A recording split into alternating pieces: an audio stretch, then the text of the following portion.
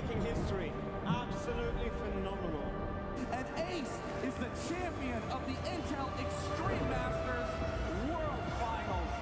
Storm's still not quite done. MC is going to take this fight, though. 3 seconds left. Last 2 rounds of match, it's got to start it well for ESC. And this is a massive move for Zez, but he's not content with just a Nexus kill. He wants to win out. And it's all done. I'm Strollin's winning. Unbelievable Rogue with a 4-0 victory over Classic. And they did it again in the grand finals. It's Tyloo. Give it up for your Intel Extreme Masters World Champion!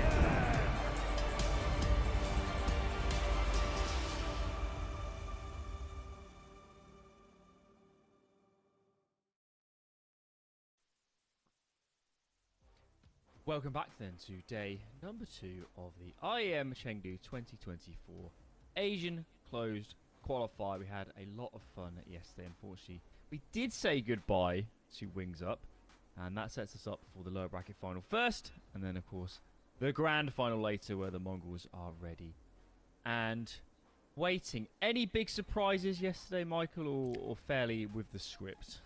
I think the biggest surprise was how poor Tyloo seemed to look. You know, they come in as favorites between them and the Mongols, and they honestly got a shaking down versus Wings Up, who, when we got to actually catch them in the lower brackets, you know, that wasn't a game that we were covering, but the Huns dispatched of Wings Up very quickly. So, for me, looking back at that day, Tyloo had a lot of things they had a lot left to be desired for this squad that has such high expectations.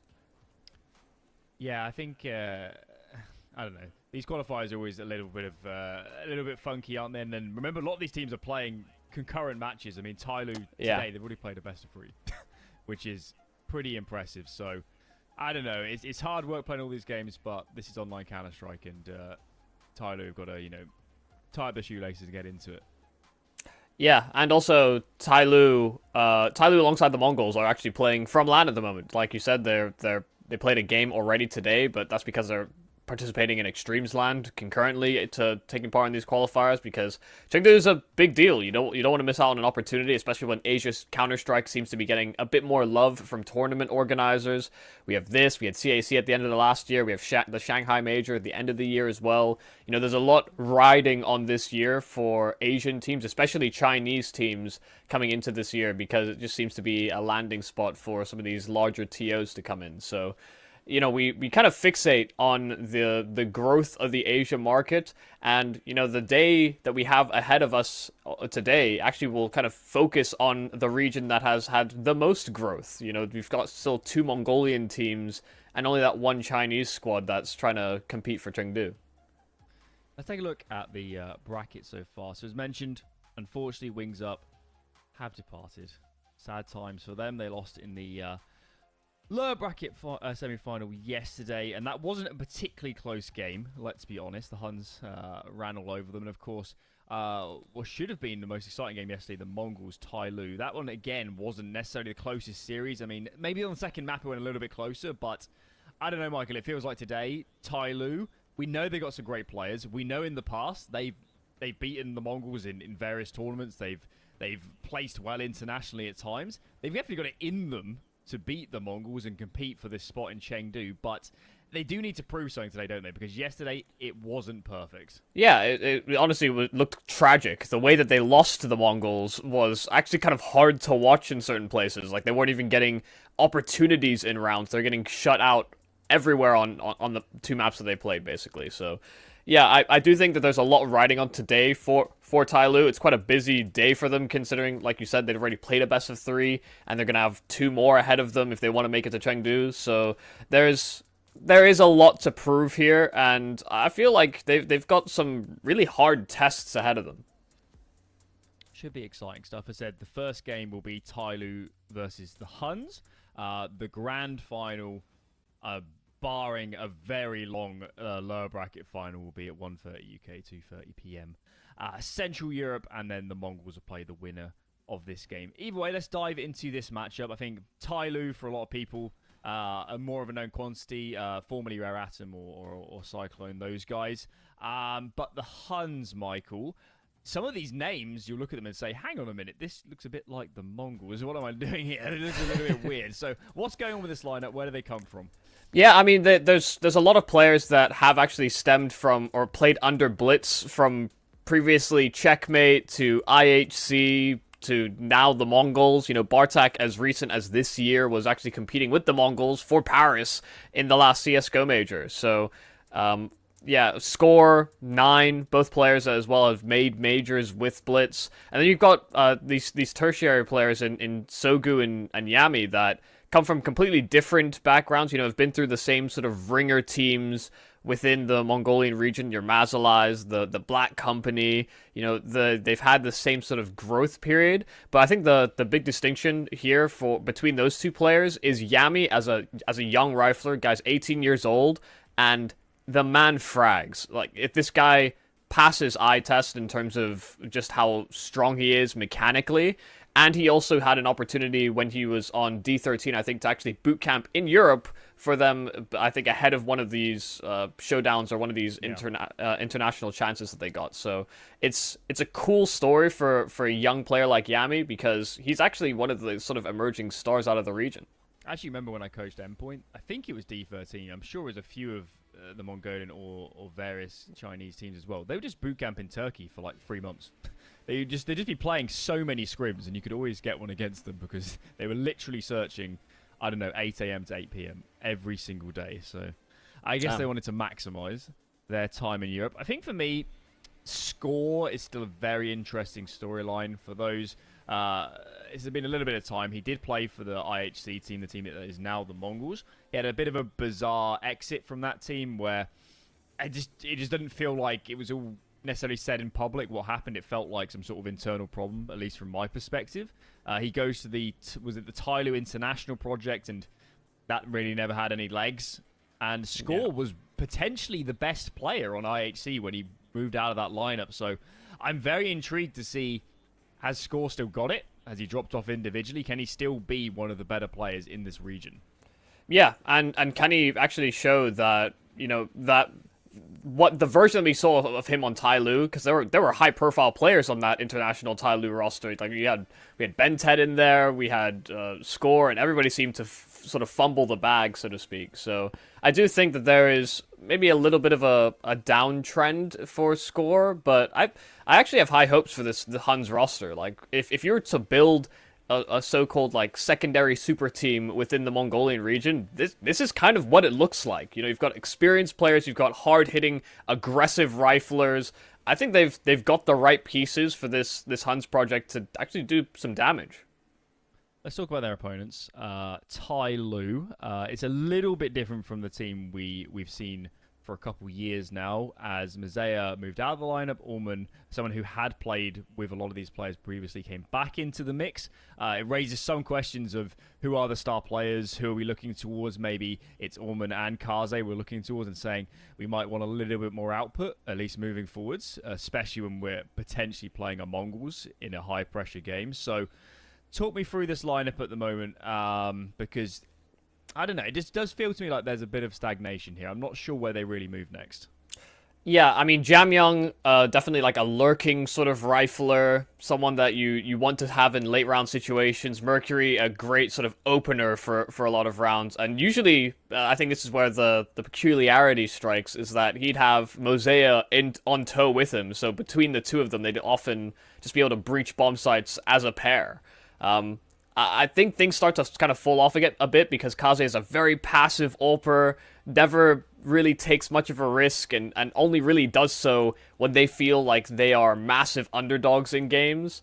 And then you have Advent, who you're maybe lucky if he gets 10 frags in a map, and then sometimes he'll get like 25 against a lower Chinese team. So this is a squad that has been through the ringer, has been together for so long now, that in a lot of ways you are hoping that they make roster moves just to simply spark some new ingenuity or some kind of inspiration for this roster, because they've been playing the same way for a long time. A lot of teams have figured them out, but they do what they do very well. You know, I think they actually have a lot of systems in place to make that the way that they play work, even though I don't think it's optimal. So they'll pull it over a lot of other teams, but I do think they struggle when they go up against the Mongols or a Lin Vision, because those teams are innovating and they are anti-stratting specifically for Tyloo. I do have a bit of a heated question. At what point does it become hard for Jamyung and Mercury to justify staying on this lineup? At what point does it become these players are such good pieces that we need to have results around them?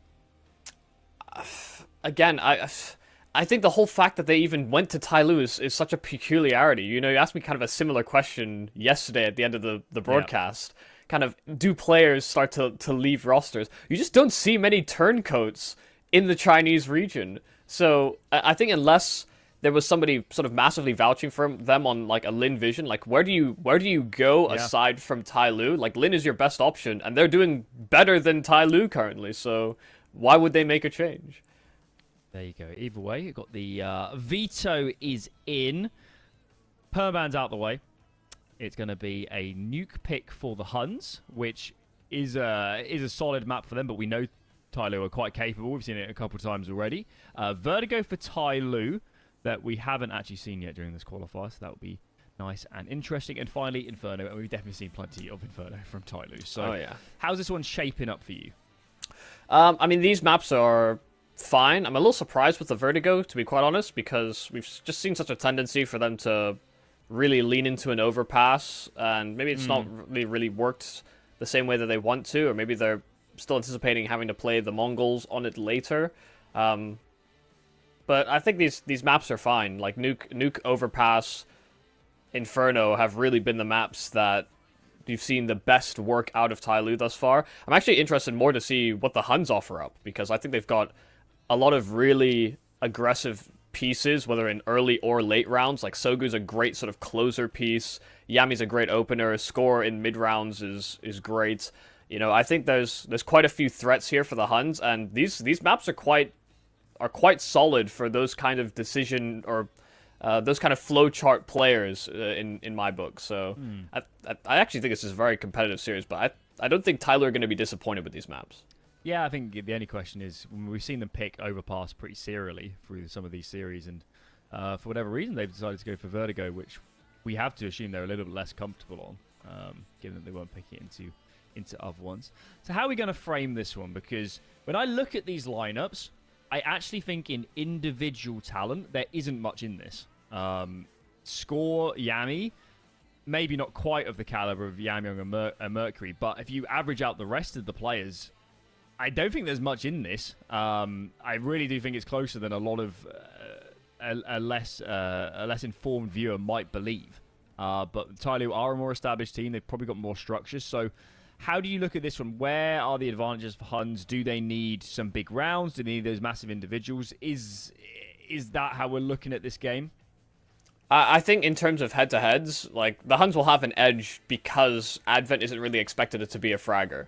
You know, the reason we have such competitive maps from Tyloo yesterday was Jamyung and Mercury fragging out of their minds. Like, Mercury had, honestly, a very solid first day of the Chengdu qualifiers, and they were still looking really rocky and having these super tight rounds. Losing rounds that they, honestly, I don't think I've seen a team lose in the way that Tyloo were in some of the games yesterday. So, it's... Yeah, I do think the Huns will have a narrow edge on that marker, because you just need Mercury to perform in the same way that he was day one for this team to stay afloat for me. I just actually have a look at the stats. They've only got a 67% 5-on-4, which is normally a very good indicator. That's for Tyloo. A very good indicator that they're making a lot of individual mistakes. And actually, I did feel yesterday, as you said, with Mercury, they were getting a lot of opening kills. It wasn't like they were coming into rounds and just getting absolutely bulldozed. There was a point on I think it was Overpass where that was happening, but for a lot of the rest of that series, they had their chances. They were in rounds. It was just, I don't know, not quite clicking, communication flustered, not quite on the same page. Could be a host of issues. Maybe also we spoke a lot about the Tyloo play style. Potentially isn't, especially on CT, super well suited to CS2 with them liking to play static and reactionary. It definitely favors teams and players that are a little more proactive and aggressive. And they certainly had their moments where they lent that way, but it's just a question of how quickly can Tyloo learn these lessons. A 2-day qualifier is not a lot of time to make adjustments, especially when you're playing a LAN in the background too. So, I don't know. I feel like we have a lot more questions here, actually, of Tyloo than the Huns. I think, in some ways, the Huns, we kind of have a better expectation of what level we're going to see, whereas Tyloo, I don't know what Tyloo we're going to see today, because yesterday did surprise me quite a lot.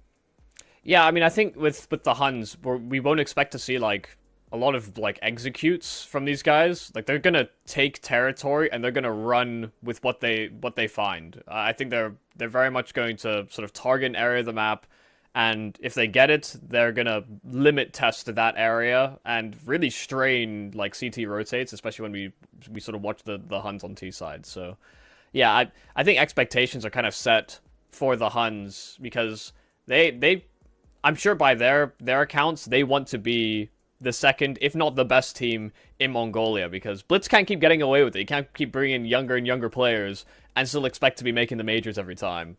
This is a roster of experienced, weirdly veterans, and some of these guys are still like 18, 19, but they've been competing since they were like 15. So, these guys are all veterans within their endemic region, and I'd be interested to see how high the Huns can fly.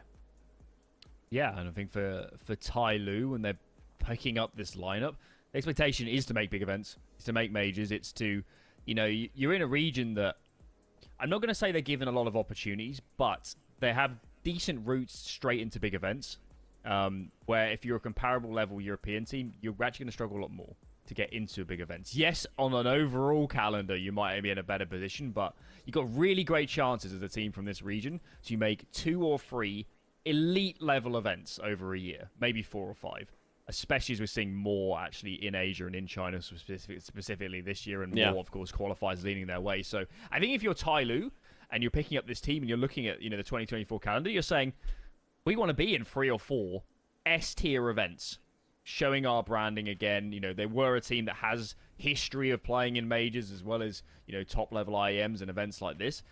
This team, on some level, even if we know the Mongols are a good side, there's no way the management at Tyloo isn't coming into a qualifier like this saying, we want to be there. There is no other goal. Making the final here isn't enough. Tyloo, as an org, as they go into having this team, they really need to win some of these qualifiers to justify that investment as it was. Yeah, and I think, when we look at the sort of history for the Asia region, it's not like they haven't had chances and more international exposure than some of the other teams from the region. Like, for the Mongols, they never really competed internationally or had those same chances until we started to see like the ESL Challenger League circuit open up to a path to be into ESL Pro League. We didn't really look at the Mongolian region with the same sort of seriousness as we do now. But we had Vici Gaming in ESL Pro Leagues. We had them, I think, like a Cologne. We've had loads of Chinese outings to these international tournaments. We had, Tyloo, long time ago, make the majors. For us, within the Asia region, to see the Chinese scene sort of get those chances and not really grow with it, but to see now the Mongols sort of take over within 2 years is kind of staggering to see. Like, is that an issue with mentality? Is it just the players that were given those chances? Like, if you want to sort of grow as a region, you need those opportunities to actually sort of blossom into some sort of knowledge trickle down system, or you want these guys to feel experienced as time goes on. Let's talk about Mongolia quickly, because they're just saying they're the bright side of this coin. They are a scene that, for a lot of people a few years ago, wouldn't have been a factor. They wouldn't really have been considered, but they have so many teams. For anybody that watches any of the Asia Pacific Challenger League, there's always like 4 or 5 fully Mongolian teams playing in it. And you just sat there wondering, how can a country of this population, and frankly, that opportunity to have good ping to servers, how can they have so many players and teams?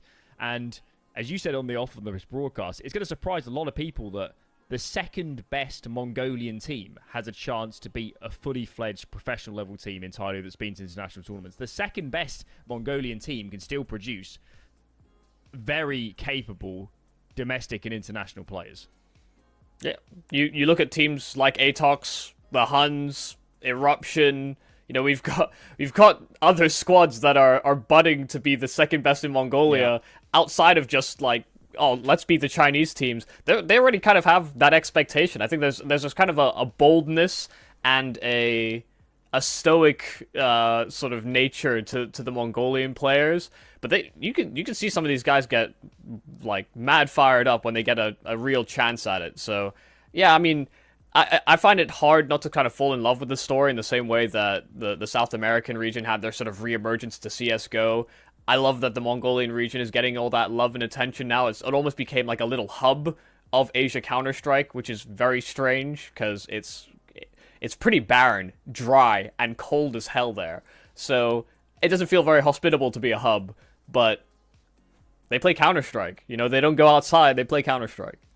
They do, and obviously, you know, coming from the UK scene where we're always, well, the uninformed are always complaining about a lack of opportunity and investment and you know, opportunities and chances to play under organizations. Well, guys, come on. The Mongolians are making us look stupid and doing so much work with so much less. And yeah, as you said, it's very reminiscent of the way Brazil and various other South American countries now are coming into the scene, where they just make so much out of so little and produce incredible players seemingly out of nowhere, especially given that, you know, as they're playing up through the facets and even below that, maybe upper end of matchmaking, they're just not playing the same caliber of players. So it really is quite incredible that individually they reach such a level. We have heard the game will be underway fairly soon. We are a little bit delayed, but hopefully not too long. We are going in game. That's very good news. Yes. Here we go. First map up. It will be Nuke pick of the Huns. We have seen a lot of Nuke, haven't we, from Tyloo? I don't know. Is there anything you want to see different from other Tyloo games on Nuke that we've seen so far? I want to see them actually pressure lobby a couple times in a half. That's it. That's all I want. I don't feel like it's a wild expectation. I don't feel like we've seen Kaze much on the CD side on this map. No. And it pains me. I feel like I've seen some great performances from Kaze where he's actually, you know, driving initiative, hunting openers. I don't know. I don't see that Kaze anymore. I want the old Kaze. Now would be a great time. CT side of Nuke. Plenty of opportunities. Take those spawns. Ramp, mini, outer, secret. Loads of opportunities in the here and now. Let's talk pistol rounds. Thought it was going to be a fast one there for a moment, but just blowing the door, looking for Jules. And Allman here going to capitalise first. Man advantage for Tyloo. And now they can just sit back and force Huns to make the next move. Some damage done. Sogu finding a kill onto that A play, and 9 running through a smoke, and he will be traded, but they've got a pathway towards those vents should they decide to dive down them. Kaze not swinging quite wide enough to actually contest, but Bartek doesn't make the same journey. Kaze actually creeping down the ladder and will get shot in the back, but Sogu's run out of ammo, so it's a score 1-on-3 where he will get that bomb punched in on the lower side of the map, but this will be a hard one to clutch back. Got to force one-on-ones. Here's Jamyoung. Sees the pistol. And gets in behind. Timing's good. Oh. I actually kind of wish he had... It is an open plant. He could have played the clock there. But to be fair, I mean, that many players. I think a lot of guys would have gone for the plant. Even so, 1v3 to get the plant. They could buy again here. So, certainly options for the Huns.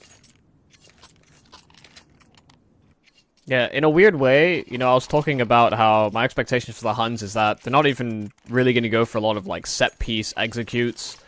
These guys, I mean, they'll use utility to take areas of the map, but I think they're really going to sort of run as a pack. in a weird way, I don't really see Nuke as that kind of map. You know, it unfortunately it requires so many resources to take those areas of the map that, yeah, I think the Huns may have picked a bit of an odd map considering my expected playstyle for them.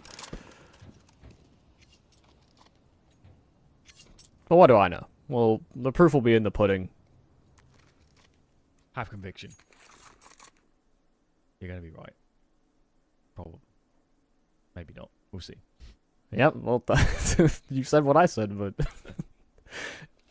Right, you tried to back me up. It is a force buy. Of course, this early on, there's no chance of an AWP out for Tyloo, so the Huns can take a lot of liberties here with contacting in for out of control. Bit of a flashbang. I don't think Jamyang saw anybody. So, going on a little bit longer here. Yami comes down onto Mini. They've actually left the bomb in lobby.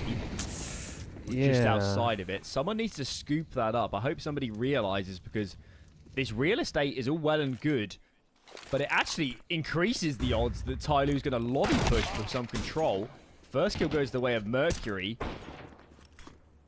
I don't like the look of this, man. They really need this bomb. No, I mean, nobody knows. Nobody's realized.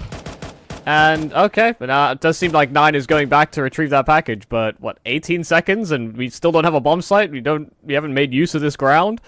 This is a very odd round here from the Huns. They're just gonna have to try and barrel out onto the bomb site, and yeah, well, 9's dead, the round's done, and they can only hope that they survive within the timer, or at least die within the timer, because they're not getting any money out of this. That was strange. Sometimes you just get rounds where they're just indicative of something bigger. You just see that and you're like, who's communicating here? Why is the lurker coming back into the pack and not having the bomb? How have we got that far without realizing? And they're playing such a slow round anyway. Yeah. They just left no scope.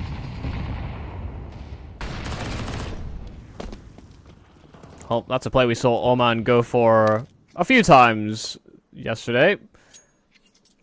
And just as successful here against the Pistols. I think I've seen it about half of rounds. Every time he's got a good spawn, he just does it. Every time. Every time he's got an MP9 as well, he knows you can jump around with little penalty.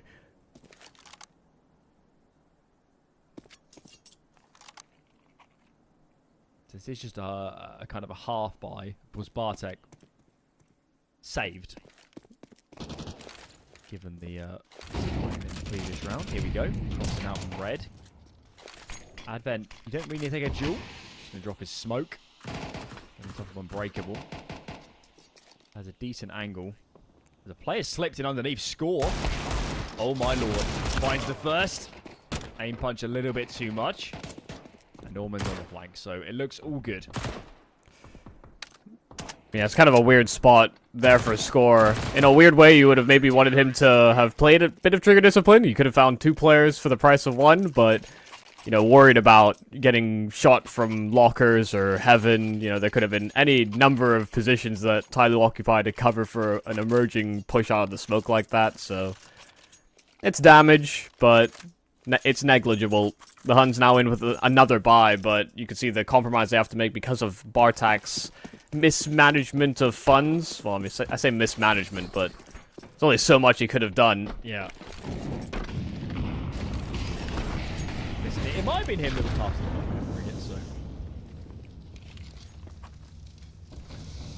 so. Yeah, don't drop the bomb. Who's doing that? Yeah, I don't want to see that again. So enough of that.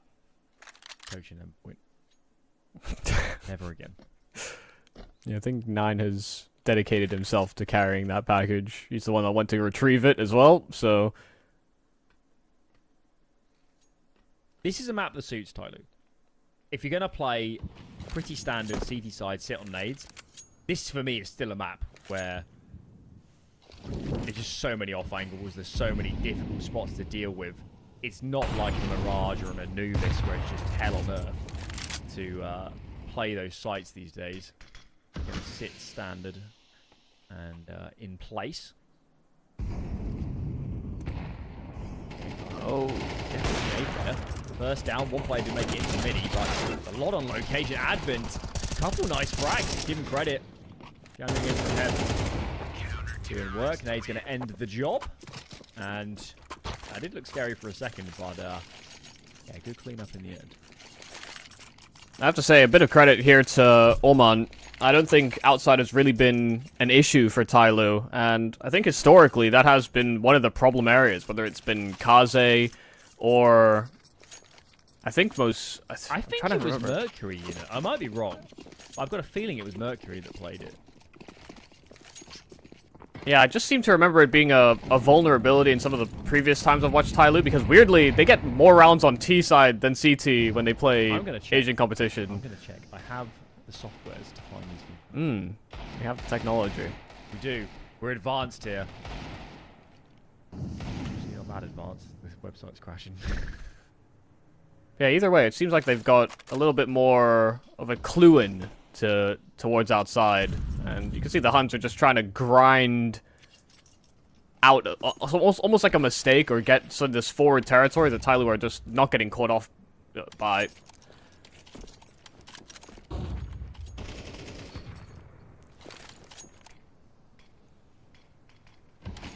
I did preface the Huns by saying I think they were going to just take things a bit more pack-based, and you know, I basically euphemismed my way into saying they're not going to play hyper-tactical Counter-Strike.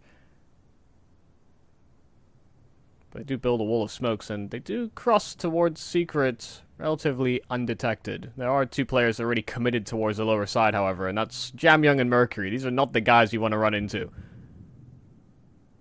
Certainly not. Whoa. I'm surprised no kills come through initially. Sogu gets the first frag. Jamyoung's between a rock and a hard place. The players coming out of decon at the same time. Kaze's on location now, but this is already getting a lot more awkward than it needed to be. Okay. We have stabilized. And with this much time left, Yami, frankly, just needs to die, doesn't he? Within the time. Get his wish as well. I'm amazed they even made it that far. Yeah. I thought they were just going to get ground out between the two angles, but nobody really committed or... I mean, Jamyoung fully vacated his spot, and then Mercury just couldn't line up his spray, so... Hype him up, and they got not a whole lot done, but Oman sailed through those vents, and he picked up the slack very quickly. So, Mizea was the outside player. There you go. Mystery solved.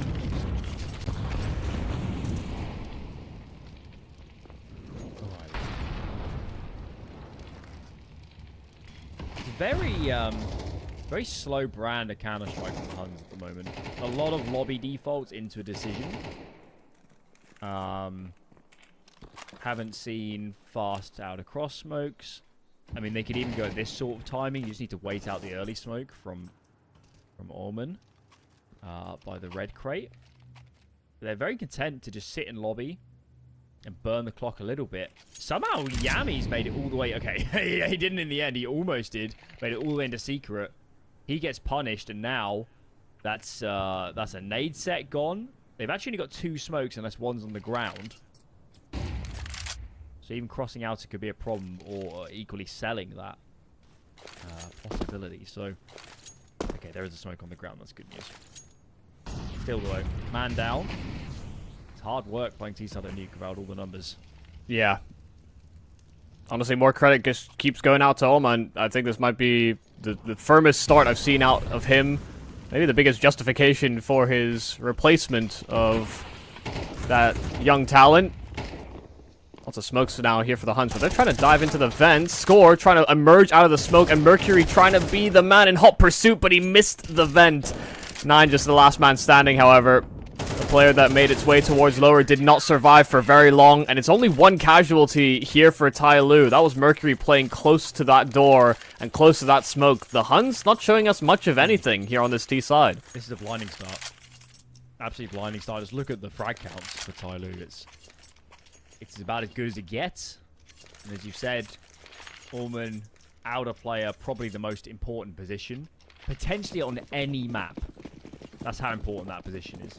On any map, has so much say over the rotations and the movement and denying the Huns opportunities. Haven't really made a mistake yet, so that is just making it all too easy, I guess, for Tyloo. They seem to play a pretty standard game, rotate into the right places. And it's all eyes on the Huns saying, at what point are we going to change the pace? This one's a half bite. It will be more aggressive. Going to explode out a hut. Advent doing damage, but only the one frag. Mercury up next. Makes it 2 into a CT vent. Player coming through the mini smoke is felled very quickly. Just leaves Yami. And Mr. Jamyang, as ever, late round cleanup mission. You just think about how slow and almost readable. Like it's incredibly telegraphed by the Huns, so much so that by the time that they're even coming out of hut, Jamyang is already hell rotating into the bomb slides. You know, it's that kind of pace for me where if Tyloo are already reading into what you're doing something wrong. Like, I thought this Huns team were going to come in with some real vigor and speed to really force fights. I mean, you can force duels on Advent on that upper bomb site, and it's what quite a few teams tried to do. I think we saw it from Wings Up, and Advent was actually doing a pretty damn good job, all things considered. But we haven't seen the Huns threaten much of anything. Like, this is the team that dispatched of Wings Up very easily, and Tyloo struggled. And Tyloo are now simply almost breezing past them on the map that the Huns decided to pick into. Tyloo making reads here. They've just seen an unsuccessful lobby hit. Granted, it was only a half buy, but they decided to leave a little bit weak early on. Got Allman in secret. Double ramp for a second too. Almost a bit of a peek behind this Molotov. Player close towards Mini. That's Yami, but I think he's got a sight on him. Up. Kill for Yami. Okay, finally a good position for the Huns. Let's see if this forces any bad rotations. There's 4 players in lobby for the Huns. If Yami can pull a couple players lower, it really will expose A for a hit. Well, Jamyang pushing forward, and Bartak was going to be that contingency, a path maybe to link up with Yami, but it basically has to be a top side hit now. There's no way that they sort of collect themselves to go outside or go towards ramp. 9 now setting up for some utility, but that's just a top hut Molotov. They are going to try and pressure this top side, but Yami's already been exposed towards the lower side, and Mercury bought himself inside of the vent. No, they try and dive down, and that's a big mistake. Yami on low HP in the trade there for score, but 10 seconds. They need to punch in those digits right quick. Tyloo are going to be in hot pursuit. They'll do it. Stuff. Here comes Advent. Right side doesn't check. Kill for Yami. Finally advantage the Huns, and they need a round so bad. So damn bad. Yami, 4 kills. I'll tell you what, when they were going down the vent there, I thought they were dead men. But they got away with it just about. Yeah, Yami went towards Decon. He was sitting inside the vent. Didn't anticipate a player sort of retaking towards the lower side of the map, and so he gets a bit caught off.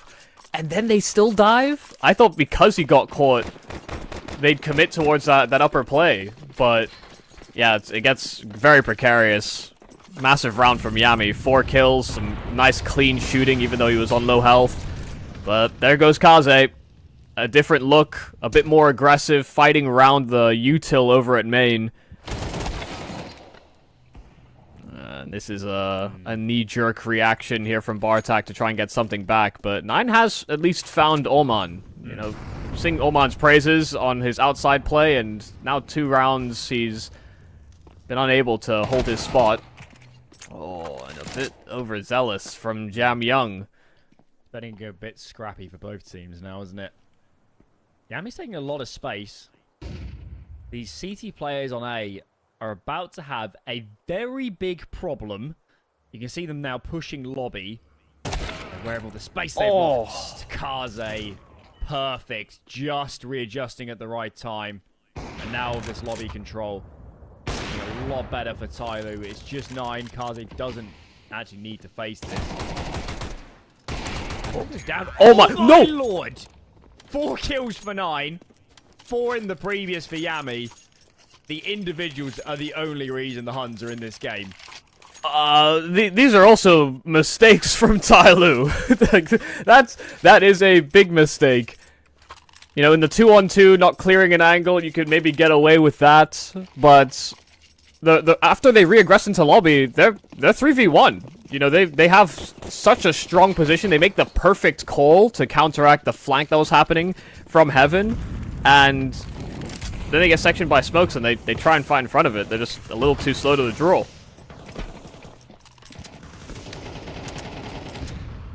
You can't feel too comfortable if you're Tyloo just because you start 7-0 up. The buy is hardly great. This Kaze's got the AWP. This duel could be about to go down Yami. Arrow surely spotted. Yeah, kill for Mercury. That's a good opener, much needed. AK upgrade. Advent a little bit. Maybe just fully sprayed through the smoke. We didn't obviously see that from the T-side perspective. They're back with even numbers. Take a look at Huns. Looks like they want to take some ramp control. Jam Young gets off his smoke. There's a player in front of it. Bartek has to play behind him. That time will become an issue soon, so Huns do need to make a move.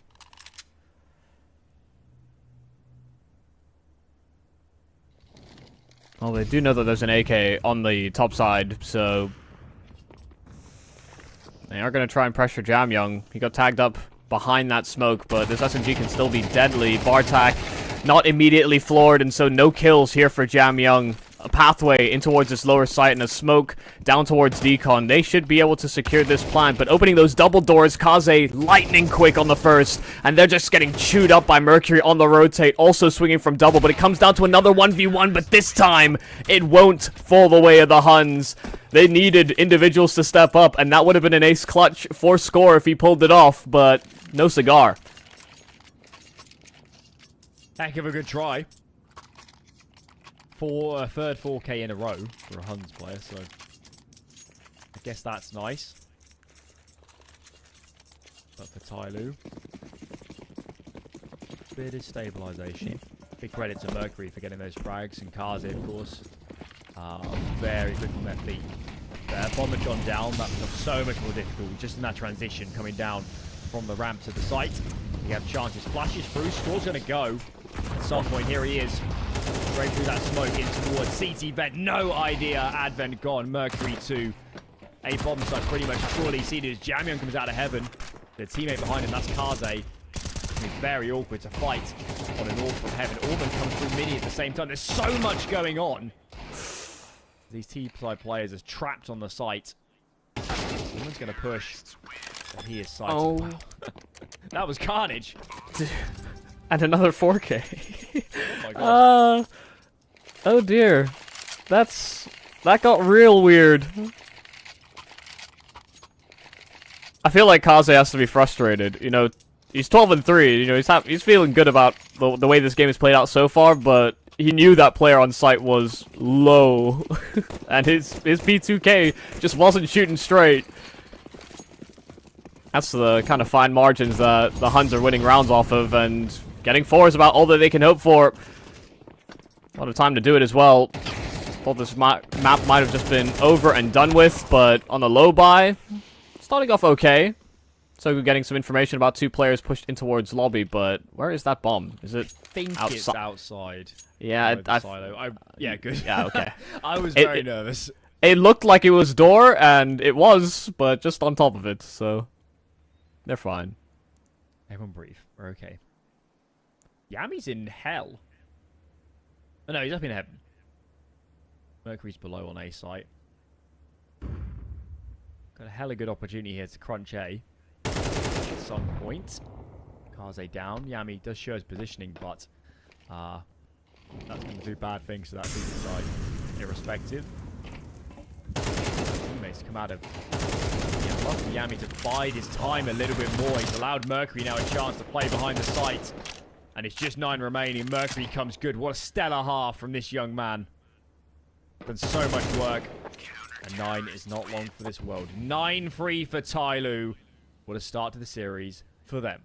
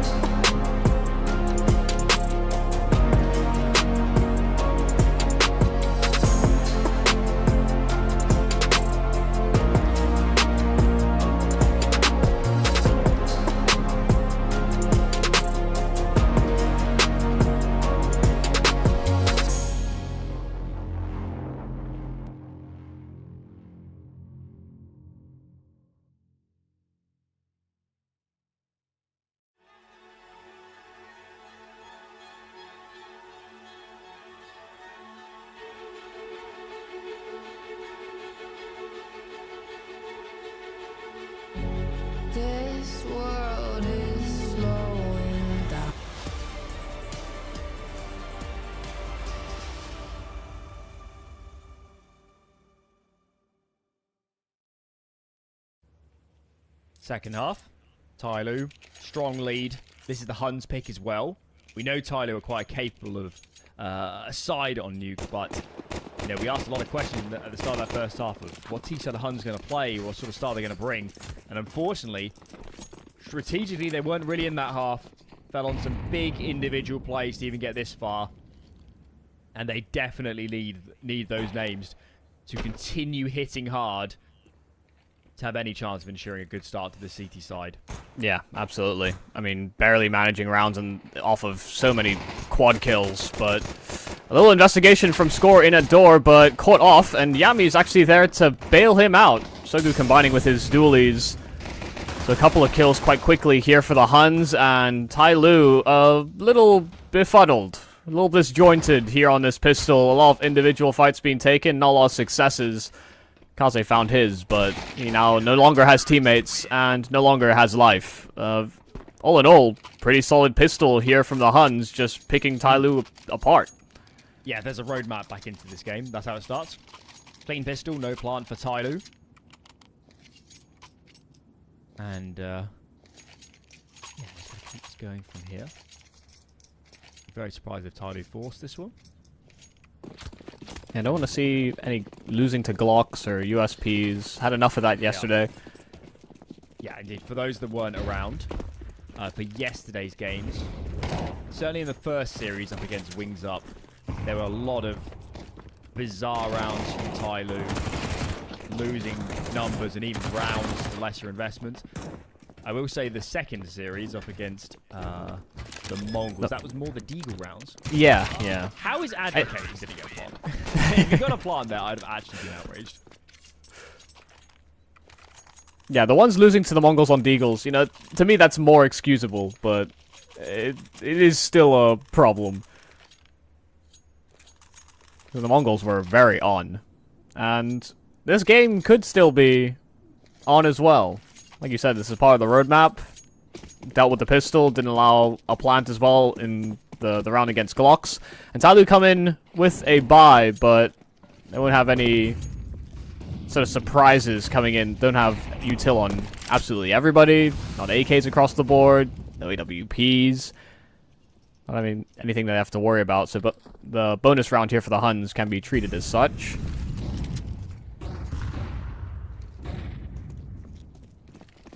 Aggressive facing here from Mercury. Yeah, just straight out of the Wings Up playbook. Yeah. The Tyloo were always crossing with smokes yesterday, but now just fighting dry. This is very aggressive. Yami's out. That's all the outer presence from the Huns. They don't have anybody else with eyes on outer, let alone an opportunity to cut off that position. We saw a lot of lurks from Jamyang yesterday, and this one more deadly than any other. The timing is perfect. Line out to the counter score. Should get the trade. Yes, he does, but that's just more information feeding into this Tyloo machine as they loop down and into Secret, slipping towards Decon. Bartek yet to spot anybody. Just ahead there of Kaze, but he is all alone. He's got one teammate in radio, the other's in towards Hut. He is so alone on this site, and not long for this world. Great opportunity now for Tyloo. Well, they've just got so much information as well. They know exactly where Sogu is. Jamyang left on that lurk. Him being low HP, he doesn't want to pull the trigger too quick, but the instant dig onto Sogu, and so Jamyang should just simply sweep up this kill. Score just so detached, not even really transitioning into the bomb site to contest it. Score was just making sure that there actually was a rifle there. I think it was hidden by the body. But Tyloo doing a great job of, you know, challenging and finding this vulnerability in the Huns defense immediately. You know, as soon as they got the cross towards outside, all the flashes, as soon as that was a possibility, 9 is the main player giving up his spot and dropping down into the vents. Just left his teammate fully exposed back garage. So also worth mentioning is we asked some questions of Kaze coming into this series, and I think overall today, should they make it further? He's had a great map so far. Playing perfectly and you know, pulling his weight. He had some good CT rounds on the AWP. I think actually the rifles is where he's thrived most so far on this map. So credit to him, and long may it continue. It's the Kaze you want to see for Tyloo.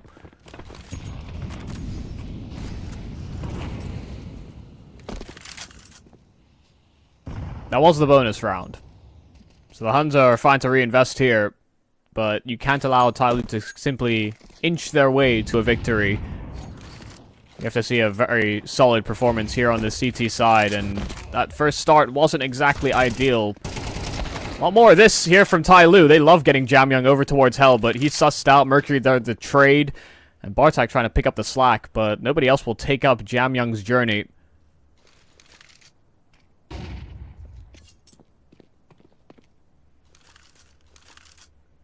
Ooh, now things do get weird from here. They're crossing back. They had every opportunity to go down secret, but they'll re-navigate back towards lobby, and the Huns haven't made the reaction to actually push into lobby, so it's not as though they're going to get caught off by the sheer numbers here, but they do not have a read on this. Yeah, for now, they're really still intent that it could be players in outer. Bartek just now clearing garage, but it leaves Sogu immensely exposed. He's got nobody in the same postcode. Score just now starting to flank, but I think it could be too late. One for Yami, that's in the vent. Sogu pounces, and just maybe they're pulling this defense together. Bomb now starting to be planted. Foreman, I didn't expect the players to flanking that early. Bomb does go down, but good defense in the end. Good adjustment from the Huns, because that did look scary. Yeah, Yami got the kill fully on the ladder. Oh, no. I mean, he was just spamming while strafing up and down the ladder. So, you know, I guess, you know, the bullet has to go somewhere, and it landed right between the eyes of one of the Tyloo players. And it does kind of change the dynamic of how that topside plant attempt even kind of sort of plays out. You saw there's so many angles exposed that, yeah, it's very difficult for Oman to anticipate which angle to clear first. Yeah, it does get a little bit wild, but a little fortune favoring the Huns in that one.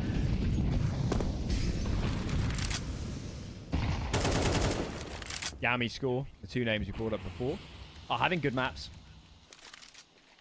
Even despite some of the circumstances. It's going to be an inner pop. Flashes through 9, forced off the angle for Yami. Got a good fight. Scores coming through the smoke as well. Oh my lord, 2 for Mercury. Flames finished the job onto a third. It's just 9 left on this bomb side. Cards can get this frag. Could be nice. Smoke is going to dissuade that. Instead, going to go down towards lower. Has the bomb. Bartek trying to readjust as fast as he can and does make it down. 1-on-1 for Kaze, but had the bomb out in tow. Look at that. Head removed. Just 9 remaining. Door open. Kill for Kaze. What a map from this man. 17-7. And just hammered a hell of a nail in the Huns' coffin. Oh, that's heartbreaking. They caught him off. They knew where he was. They knew where he was headed, and they beat him to the site. But those were blinder shots from Kaze. Perfect read on just the pace as well. That last player would fly through towards Decon. Kaze's dialed in. He's ready to try and restake their claim versus the Mongols.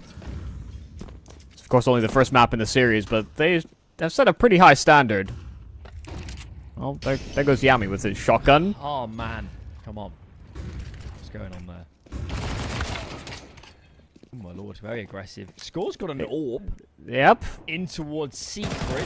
Glass cannon. So if he takes a bullet, he is in for a world of pain. Sogu goes down. And there's nobody A. Yami's pushed radio. Bartek's got a kill in hell. There is so much going on right now, but it doesn't change the fact that A site is seeded. And the bomb's going down. Weaponry advantage 2 for the Tyloo squad. Just need to communicate well and hold their angles. Ooh, lovely timing on the peak there from Mercury. Yami was trying to flank back in, and that was the real way back into this round. He tried to be sneaky. He dropped his Mag 7 far outside of earshot of Tyloo for the lobby aggression, but just anticipation. And Tyloo dodging what looked to be a little precarious a circumstance, but no problems dealing with it in the end. It's 12 for Tyloo. And the Huns will have to be flawless from here on out, and they do not have the money to really sustain that. They do save the Galil and AWP on score. So it's not as if they don't have a chance, but you know, it's a fairly slim margin. You've got to somehow thread the needle. If the mag wasn't good enough. The XM's out now.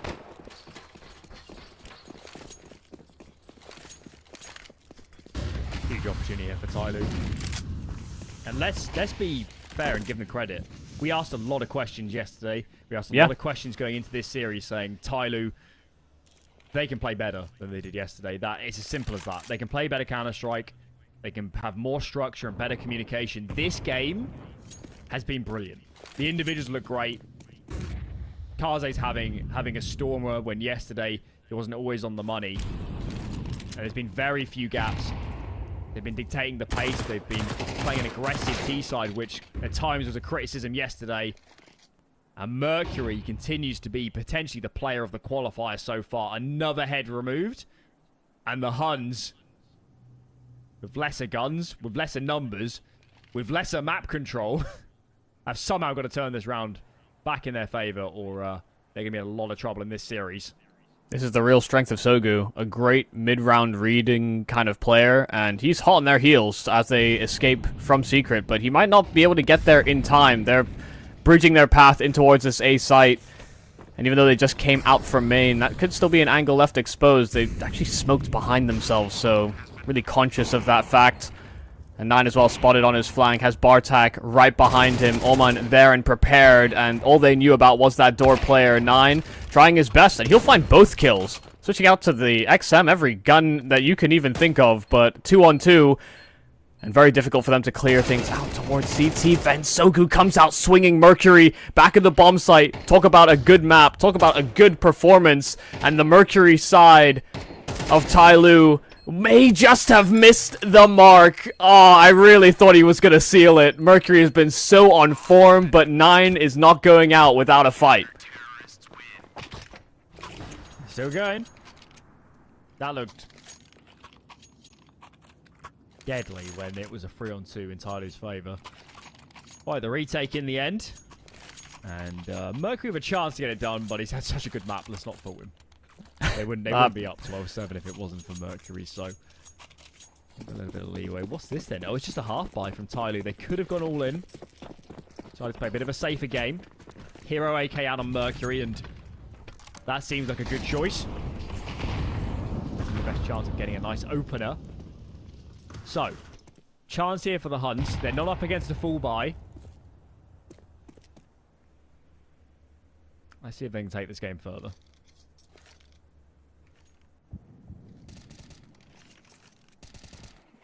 Yeah, there was a lot. We were just kind of hyping them up. First time we're covering the Huns between the two of us. And we saw a lot of Tyloo that did not impress. But we're being brought back to reality. Tyloo are still a top-level team. The Huns are brand new. Jam Young, nice kill. And Jam Young actually getting most of the work done. Mercury was there as sort of the supporting cast, but no one actually getting past the pair of them. And between that pair, it's a little too much to handle. The Huns have been demolished on a round where there was only really one rifle brought forward. It's that Tech 9 that gets most of the legwork done.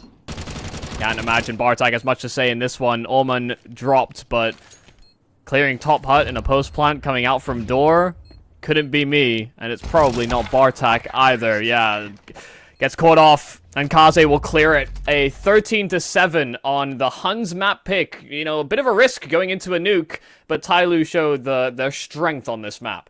Yeah, I mean, as we mentioned there at the end, yesterday, for those that missed it, Tyloo just didn't look right. They had their moments. They had their really good rounds. We did see Mercury and Jamian playing good individually. They certainly ran some nice set plays, but in terms of being a harmonious unit, in terms of being the team that has had good international results, that wasn't necessarily the Tyloo we saw yesterday. This is easily the best they've played in this qualifier. Not even close to being debatable. They had a pretty good series earlier on against, is it ACME? Wait, which team is that one? Is that the... Yeah, that's the Saudi Arabian side. Came into the Extremes LAN. They're also playing a LAN at the same time, guys.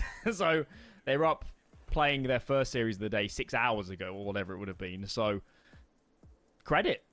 A lot of CS played over the last few days for Tyloo, and if they're going to find their form now in this game, and of course potentially later heading into that grand final, at least they're peaking at the right moment. Yeah, and it might have just been, fatigue or the mental struggling versus, coming into yesterday's games when they had, 60 rounds of play basically against the Mongols, and then they lose on Inferno. Those are sometimes the games you have to put behind you, but, some of these guys are quite young players, and, I think there has been discussion in the past about the Tyloo squad and whether or not they let the stage or the grandiose of the moment actually sort of get to them. So, for them, nice confident start to the day, and can only hope that sort of continues the rest of it, because this is a good-looking Tyloo. Yeah, so next up is going to be Vertigo, but I think it would be amiss if we didn't mention some other news, and this is going to change the tone a little bit. So, unfortunately, it became clear overnight that, unfortunately, the player Cynic, the player for Nouns, passed away. Unfortunately, we don't have any more information, and it would be unfair to, pry upon the family or the friends to get more information. That's all we know at this time. So, obviously, very disappointing news. It's since I've been professional or in the scene, this is maybe the first time something like this has happened. I know it has happened in the past with other professional level players, but obviously very sad news. A very great prospect, a player that we saw in Jönköping and other tournaments, and he was a young star for that scene, a scene that needs more players and opportunities, and only 23 years old, obviously are far too young to not be around anymore, not be competing, obviously. Biggest condolences to the family, the friends, the players around him, and everyone else that was in his world. So, yeah, not much more we can say, but not the best news to hear, and it just felt like we did need to mention it on there. Yeah, no, I mean, not something we want to ever have to deal with in a scene that, there are so many of us, there are so many that are competing for the top, but not anything that you wish to have happen to anybody. So, yeah, for especially a scene that is still trying to find its feet, a massive blow and a sad day. Yeah. So condolences again, family, friends, everyone around them, and just don't want to be seeing this news very often. And I mean, had some bright spots in the game, and I guess remembered for that, at least from our Counter-Strike perspective. Either way, next up is going to be map number 2. Tyloo are going to have a good chance to close out this series. Take a quick break, and we'll back. We'll be having some more Counter-Strike to wet our feathers. See you there.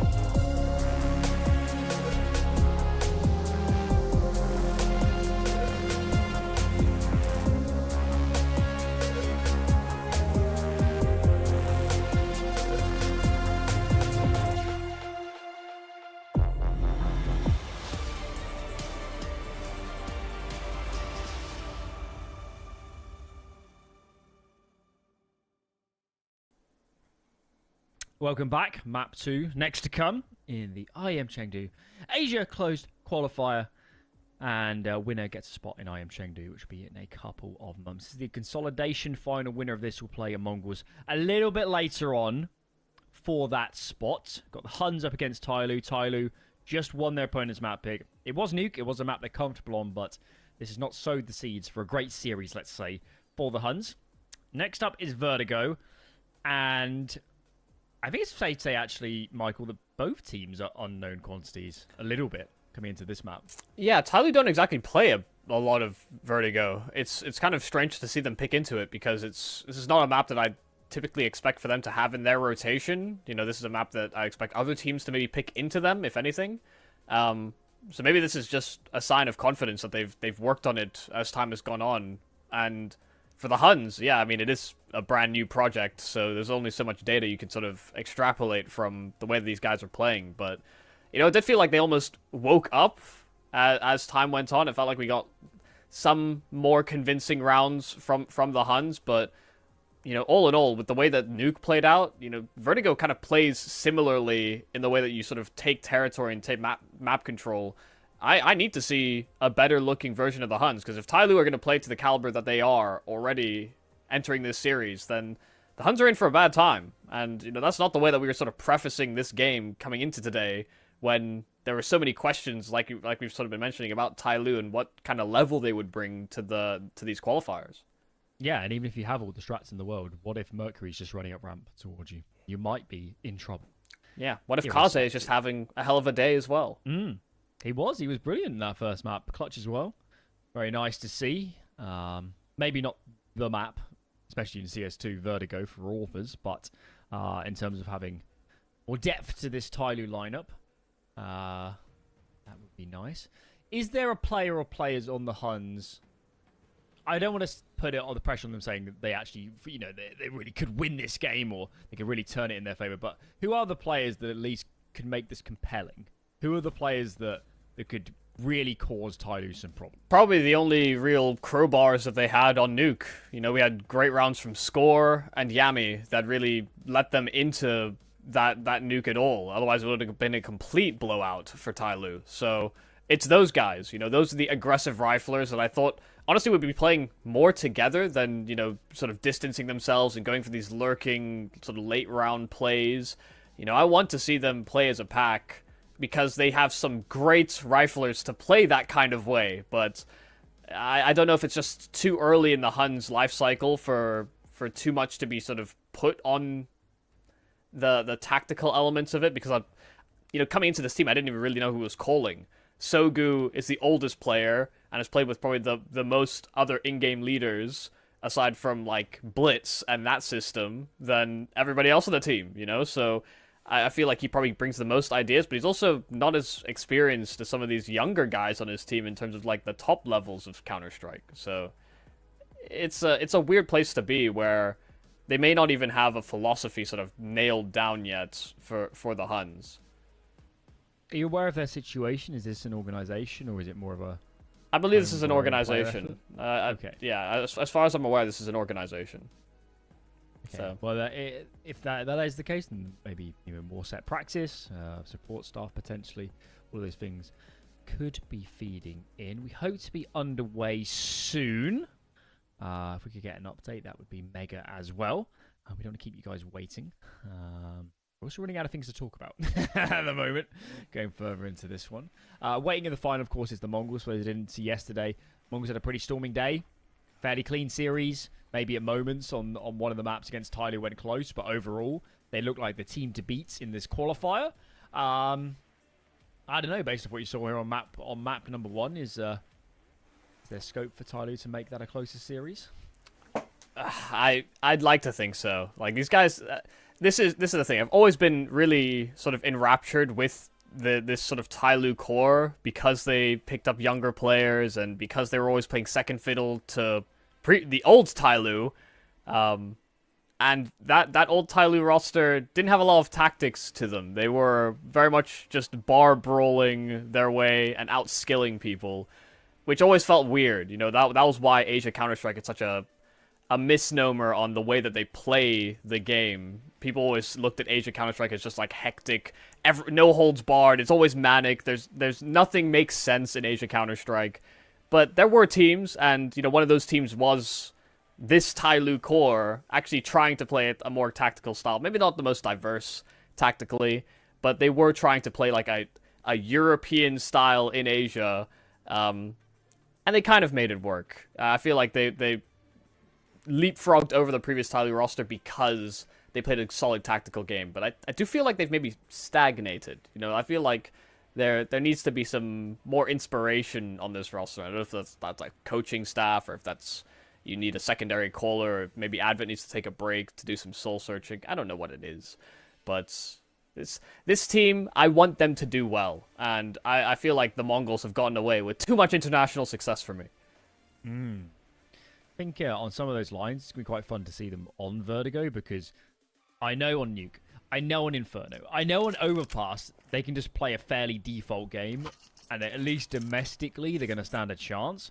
Vertigo is a map where they just don't have the reps of some of these other ones, so yeah, potentially scope here for them to lean more on set plays, more on maybe a good set pistol round coming up here as well. So let's see quite how good Tyloo are. Lots of players A for them. But they're not going all the way up the ramp. They're just selling a ruse.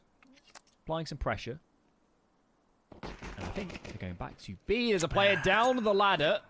Yami's got some information, but he loses a life for it, and the Huns are still stacking the wrong way. Yeah, they were very audible about their approach towards A. Yami knew he had space, but that's what they were waiting for. A mistake made by the Huns hunting for that information. They just vacate B entirely. They have gone for a very heavy A-side take, but no presence from Tyloo, no noise, and finally some contact made. 2 players spotted bottom ramp, and so the Huns are going to have kind of the wrong read on this. The bomb is kind of set up outside of the B bomb site while these guys are still poking and probing.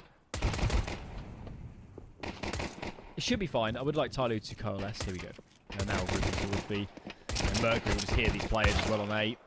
He gets the kill in the end. Oh. Ooh, okay, that was a crisp one. Well, they seem to have taken both bomb sites. And Mercury's picking up where he left off. Yeah, that's a pretty rough way to lose a duel.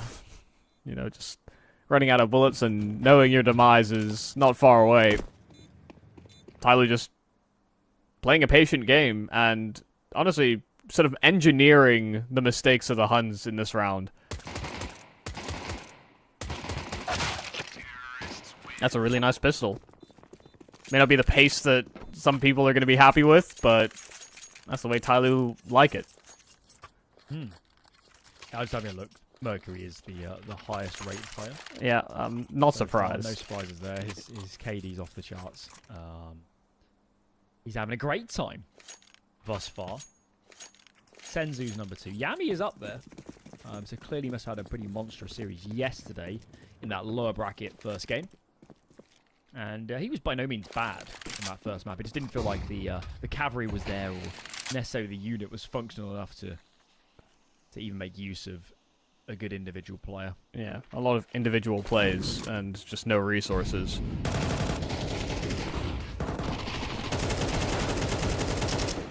All right.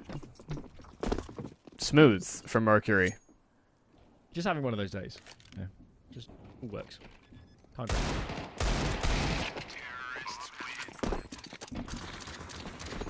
Right there with his right-hand man and Jamyoung.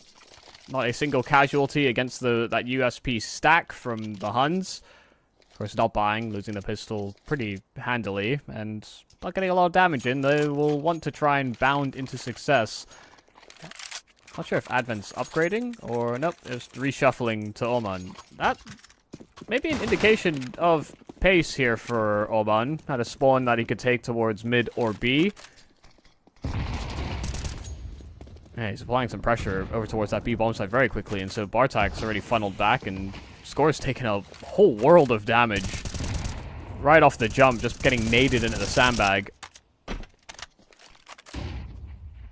Well, there's a lot of mid pressure right now for Tyloo. 9 is the player tasked with holding onto that area. He's behind those sandbags. He goes down. That's a big gap now in mid.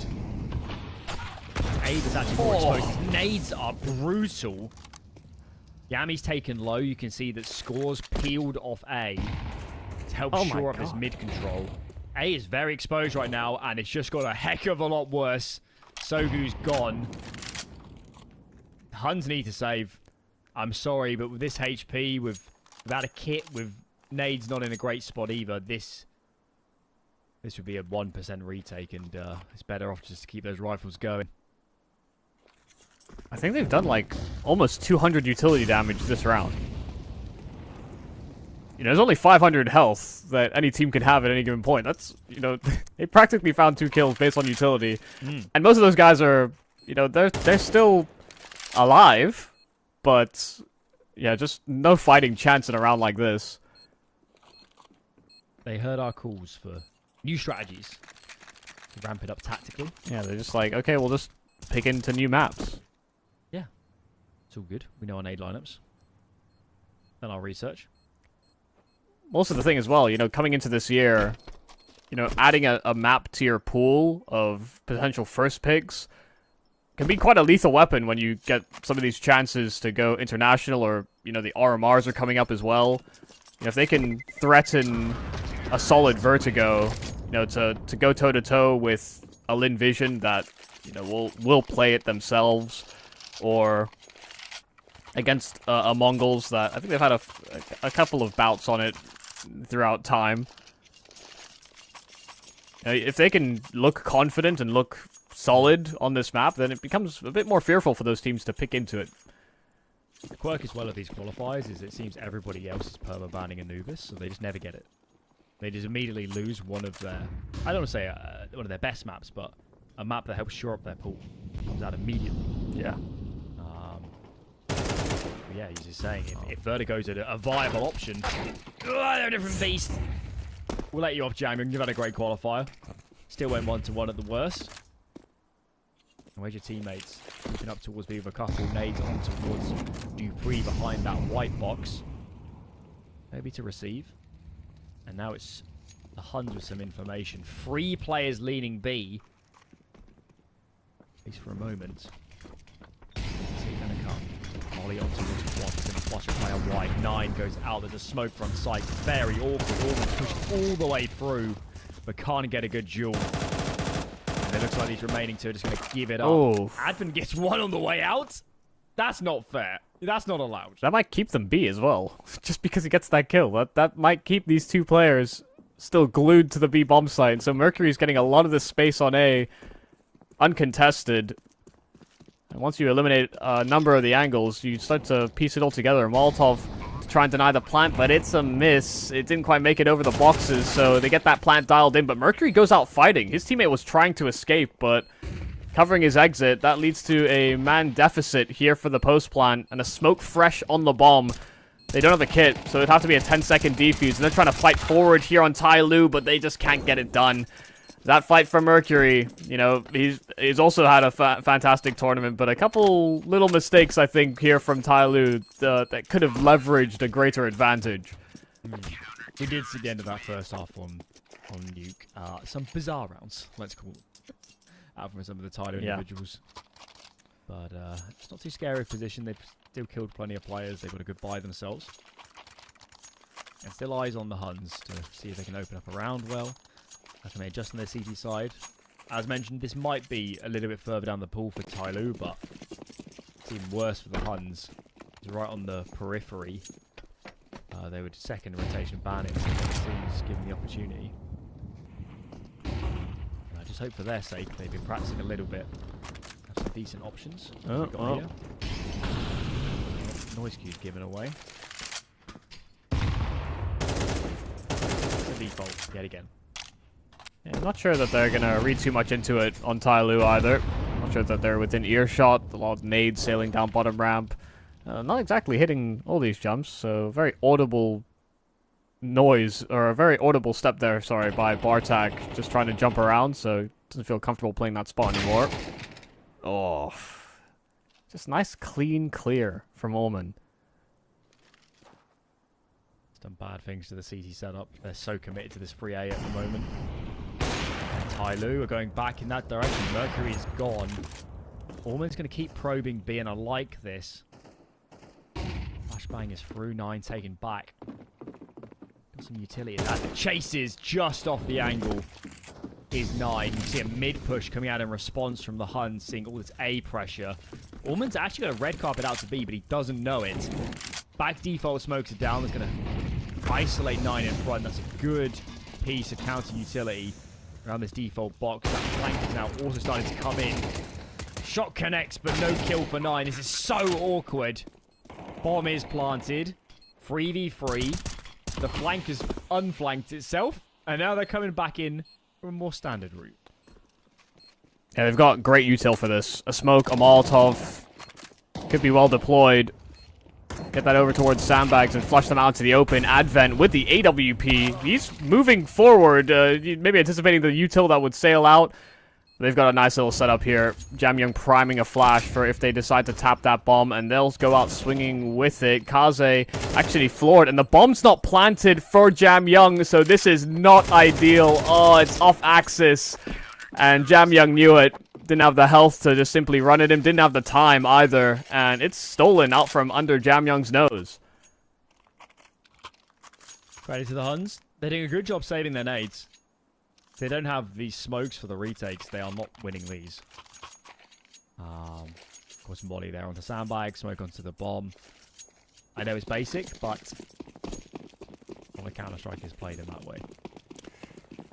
Gotta say, I'm kind of caught off guard by the way that Advent's been playing. You know, he's been chasing players up the ramp. He's been fighting over at B. He's been like the first man into bomb sites.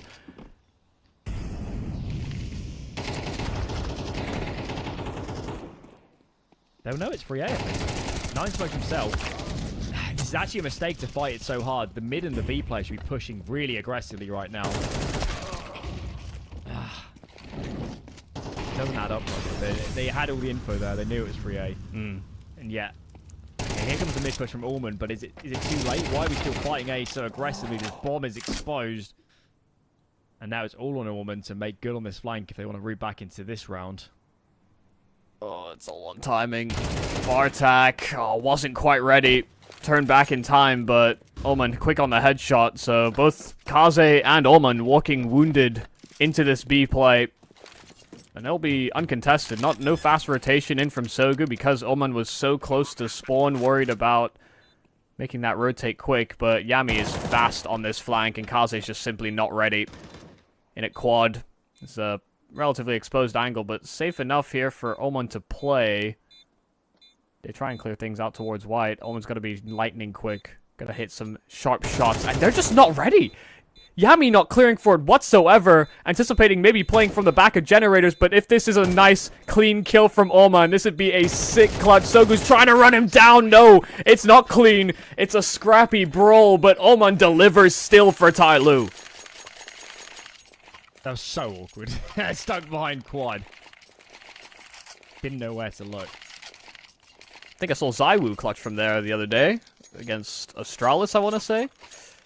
There you go, Ullman, Zywoo. Yep, he just maybe you watched the same game as I did. Yeah, cut from the same cloth, and I'll tell you what, that round has done bad things to the Huns' money.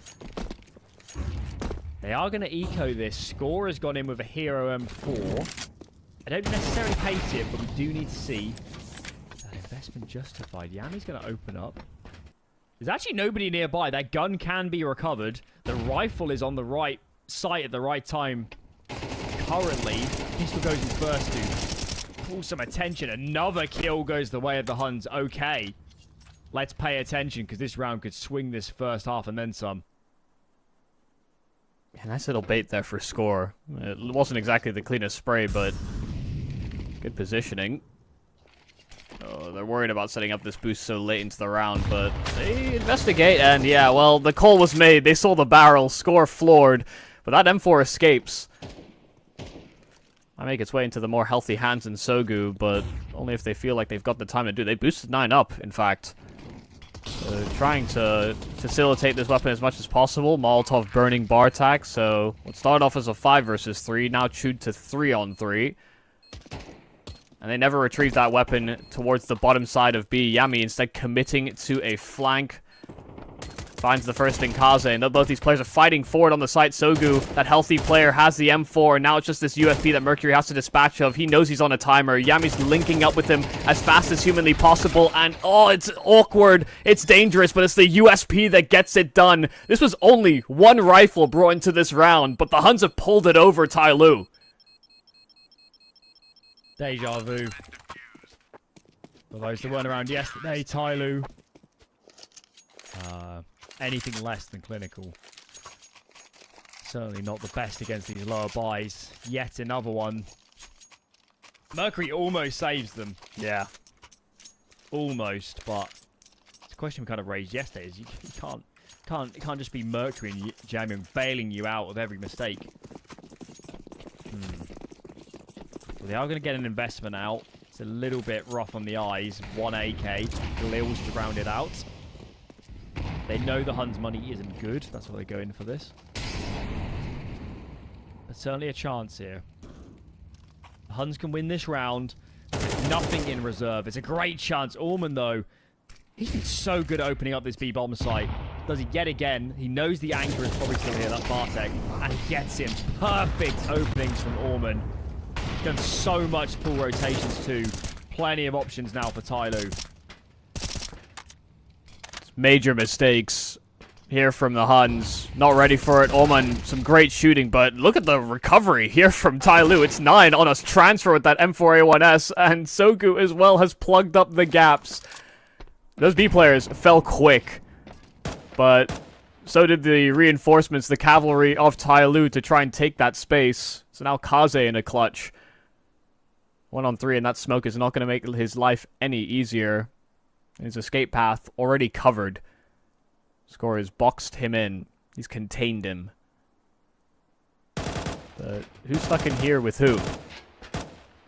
Kaze's had, honestly, an impressive performance coming out of Nuke. So maybe it could be an impressive day of Counter-Strike, but no Spidey sense is going to tingle on this one. Danger looms, and he's shot in the back. A nice pickup there from 9 to bring things back there for the Huns. But those B players getting picked to pieces by Oman. I do think that if you're Orman, you're looking at your teammates and saying, what more do you want? I have just double entered to open the B-bomb site. Completely massacred the 2 B players. And, you know, it's something I've seen so far in this game. I've seen it a couple of times already from Tyloo. They make some macro mistakes. They really do. On that round, okay, they get the first 2 kills. You've got a window. You've got a choice. You can go really quickly in and capitalize upon the gap you just opened, or you pump the brakes. Your opponents will rotate onto B, and then you go elsewhere and they play out a slow round. They did neither. They did the worst thing. They slowed down, let the rotates come into B, and then just ran in and got punished. So we saw it earlier on A similar situation where they knew it was free A and they still committed. I think they need to work on their protocols. Yeah. I mean, especially when you've got so much time, and like Oman opened up the bomb site quick. You know, it's not like we were looking at the last 40 seconds of a round. Not like this. Is it about time Tyloo got one of their own? There goes the Deagle. For every 2 they've lost, they have won 1, I think, is the... You know, it's a stat I've not exactly been keeping track of, but it sounds right. Sounds official. That would get published in a newspaper. That's esports journalism. Exactly. Okay, well, cleanup crew is here in the end. I think I'd like to see some pauses as well from Tyloo, because especially in MR12, it's just you know, if a small mistake compounds, you lose a map, you're on Inferno, you know, let's say you lose both pistols, you might be out. This is your map pick. We know the Huns are intrinsically a little bit uncomfortable here. You see it on some of these rounds, some of the individual fights, the way they're moving around the map. Yeah. It isn't perfect. And I'd hate to see them throw away this opportunity when they have had some really great CS at the start at times. Well, you have to look back, and is Bartak never clearing towards white, just staring towards main on B. No suspicions that he could get shot in the back. You know, that's the kind of discomfort or lack of procedure here for the Huns. So it would be quite staggering if they somehow come away with this. Tyloo picked confidently into a Vertigo. They started confident, but this is more the start they're looking for. Punish a play made by the Huns. They try to assert themselves over at B. And is there going to be another domino that falls? Will it be save the round syndrome? Where everybody feels like they have to make a play. The Huns will sit contained for now. Great catch, but score out in the open in the trade there. Sogu right behind him and trying to leverage the site. Barely ducking away, surviving on 18 HP, but teammates can now come in to reinforce this bomb site. They've got util, but they're not sure just how much Tyloo ground has gained, or how much ground, sorry, Tyloo has gained. I think this is good for the Huns. That smoke behind default's going to fade. There's a molly and a nade on 9. The biggest mistake right now would be fighting this too much before the bomb tries to go down. Who killed 9? There goes that Molotov. Kaze. He'd be lucky to get this plant off. He does. But he pays a very heavy price. Just Jamyoung. First clutch. Assassinated. Ace required. 2 more to find. Bartek and 9 are swinging. Who's going to swing? Ooh, very awkward engagement. First. Gone. 1 to go. It's just 9. 37 HP. Jamyoung gets it done. That is flawless. You just watch him. You just look at Jamyoung's movement, his crosshair placement. It is so in tune with what's happening. The Huns tap, they try and double swing. Jamyoung recognizes, and the shots he hit. My god, how could you not love this man? That 4th kill was filth. You could just see it. He's backing back into ramp. Yeah. It's a little bit awkward, the first spray. Unsurprisingly, he's being chased down. And then he just like takes a quick breath and he's like, alright, you asked for it. Jiggle peaks, insta headshot. And from there, once it goes to a 1-on-1 with that much time. That was Jamyoung. Weak. Okay, Tyloo. Jamyoung's just giving you a great lifeline, a great opportunity to really stamp your authority here on this T side. Kaze opens up. The buy is bad as well for the Huns. I'm getting nervous for the Mongolian squad now. Yeah, that can be some of the difference. Just that extra star power, but I wouldn't leverage a Tyloo win here just yet. Sogu, hey man, he's still got that XM, and I've seen people do terribly devastating stuff with this weapon. A lot of damage, but no kills. So was it Kaze yesterday on Nuke? Am I remembering correctly? Yeah, he got 3 kills. He don't know how he did it, but he damn well did. Mind is that the walkthrough at the end where he goes through the door smoke. It's like that is so overzealous, so confident that I actually respect it. And it worked. Yeah. Oh, okay. Wasn't expecting that dig shot to connect, but sure, Yami got slightly caught off guard by it himself. They will want to save this AWP on score. This was... I mean, everyone that's wielded this weapon so far has died. There's only one carrier before him, but that's the pick that Kaze got in at ramp. And Jamyang being a little audible, so score is suspicious. There's somebody on his tail, but he doesn't realize just how close he is. Okay, yeah, that's a little scary. Oh, Oman killed him coming up the ladder. We've seen that already today. Yeah, no, Yami got one literally on nuke. You know, just look back at last map, but you know it's fine. Giggles aside, though, that is not good for the Huns. It's really not. That was their route to having. It would have been like a FAMAS and an AWP, and now all they have is pistols. So minus that one MP9. Guess there's some util here that they could play off the back of, and I actually like this decision. They're taking a risk, a 4A start from the CT side. Play standard, you might be in trouble. Smoke is broken by a nade, and that is perfect. 2 for Tyloo. Surely 7-7. Bartek traded. Need to scoop up this bomb. They've got all this space in mid. Sogu is ever so low, and amazed he gets one out of that. Even so, B-bomb site is seeded. Important. And Norman wins. Yeah. Sogu 8 HP. And needs a miracle to deny 7 here for Tyloo. It did seem like they were kind of doubling up on the flank just in case that Sogu was still hanging around, but Molotov almost cooks him. Yeah, this round is done. Tyloo, 7 rounds on their T side. Vertigo, a new pick for Tyloo, but they're looking good. Let's see how things shape up in the second half.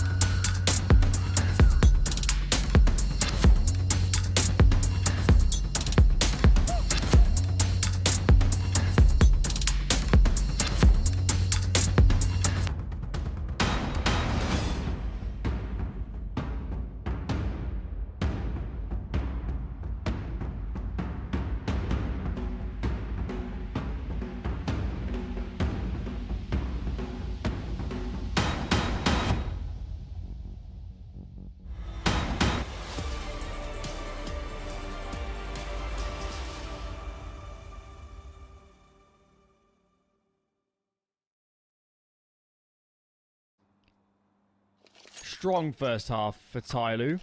Ended it in a good fashion. There's wiggle room. There's scope to play with here for the Huns. but they have to start this second half well. Be it a pistol win, be it a reset. They can't afford to go down early because there is not there's not much to play with here. And of course, map down, we're in the lower brackets already. Loser of this goes home. And the Huns are edging a little bit close to that precipice at the moment.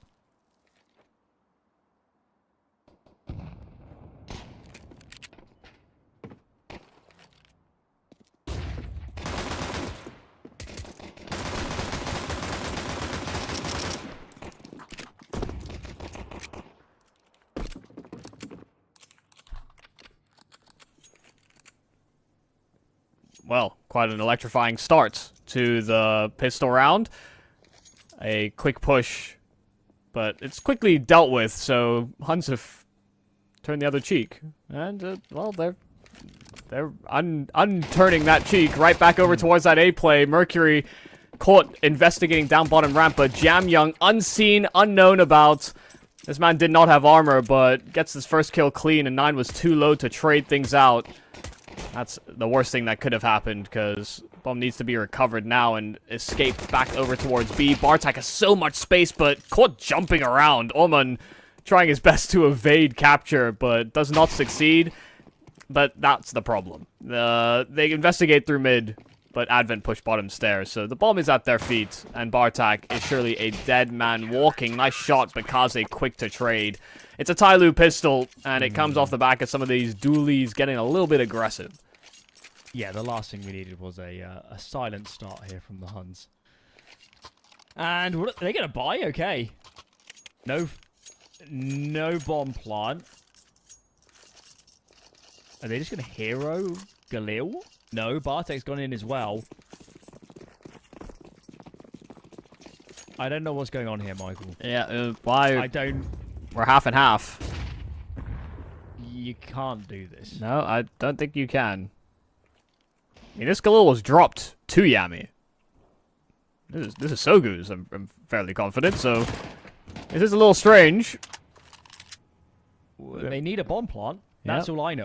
I'm not sure how we ended up here, but they really, really need a plant to ensure an investment in the following. That kill is good. I'm still not feeling great about their chances. Got 2 players with no armor. That's all too easy for Advent to collect. It's going to do very bad things to their investment in the following. If they can't do damage here and get a plant, it's going to be Galil's at best, maybe Mac 10s on a couple of these players. And with just the 1 kill, I'm sorry, that's not going to be enough. Look at their money. Yeah. I mean, 9 and score could buy, but it's not really an option for some of the others. Well, are we getting SMGs? Tech 9s? I guess, yeah, Tech 9s is... actually, they're going to go with both options, so... It's not the worst buy in the world, but it's not exactly ideal when you have to fight these long-range angles on the B-bomb side, sometimes to take A as well, especially with the way that Tyloo have been challenging. You know, the Zoomers would have said, let them cook, but sometimes people aren't great cooks.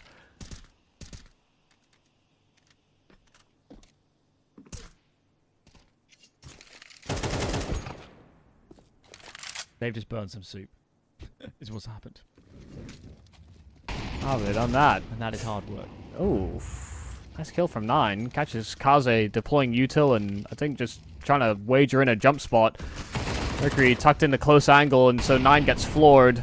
Flash only partially blind, but Mercury actually getting 1 on his exit as well. Mercury's found 3 with that SMG. He was trying to escape, but that's a hell of a parting gift.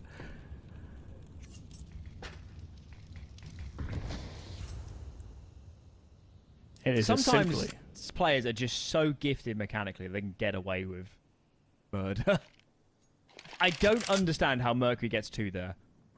Obviously, we weren't on board for the 3rd, but he should never have got more than 1. And he just turned what should have been a pretty even round to looking like a pretty dire situation. They are playing retake here on A, so perhaps a bomb plant can come in. Mercury's saving his nade for that plant. There is a kit on Orman, so they're quite prepared here to play a retake. And Bartek's going to go looking, gets a duel, but no connection. Sogu's planting. They're going to get aggressive. Bomb does go down. That is a little bit of a silver lining, but all in all, for a round where they had a clean man advantage, that hasn't panned out well for the Huns. Yeah, I don't even know that Mercury saw the third player. I think he's just firing, like there was a Molotov down, he was kind of shooting through the flames as they licked up. And then all of a sudden he found a third kill. So yeah, he turned a, like you said, an even circumstance into a 10th round for Tyloo. Practically punching it in himself. Well, this is the buy here for the Huns. They have rifles, sure, but 2 smokes, a Molotov, and a flash is all the util they have. And you know, there's quite often a util battle and exchange at the start of these rounds that the Huns are just going to feel tapped out of. A bit of a mid-walk here coming. Jamming at the moment is playing a hella off angle. He's got 3 players coming his way. Tucks himself into CT, just about spotted. He's in some cover now. Oh, again, good kill. Is traded. Scoops over more information. More trades flying through. That's Mercury getting a kill on A. That's what happened in the meantime. The bomb needs to be picked up. The B bomb site is in the hands of this T side. And fortunately for them, there is no push through on A, because that could have exposed the bomb. Really taking their time here. Yeah, they're worried. Sogu's very exposed until this bomb gets over. They're so scared of a player pushing through. Yeah. And they've lost their B player. They take too long.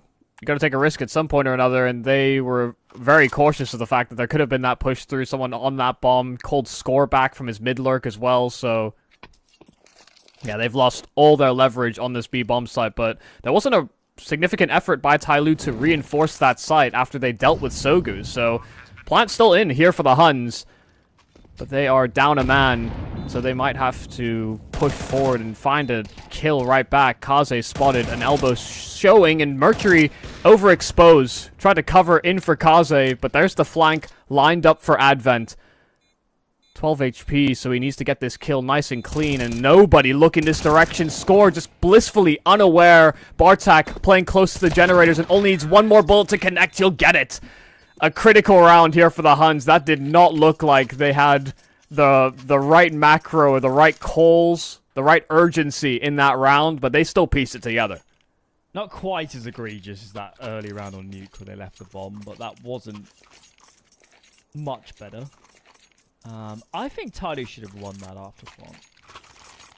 I wonder if the player coming in from over the window here at the scaffolding, the other player in towards CT coming in towards B, I think they should have shown themselves and then let Advent play. But one of them died before Advent could play. They just sort of stunted the flank a little bit. Well, they've got breathing room here, Tyloo. It is still a very good investment. Still in a great position. So, they can right a lot of wrongs here. If they clean up shop. Where was that kill? Mid. Oh, it's very exposed now. Jamyang gone too. This is a deadly start coming out from Huns in this round. And I see the urgency there from Mercury. He's trying to challenge out from Elevator, but playing around that smoke. First kill fine, but can't escape. Score there with the spam. And Sogu once again taking territory over towards B. Made a very audible step on those rafters, so Advent, firm position on him.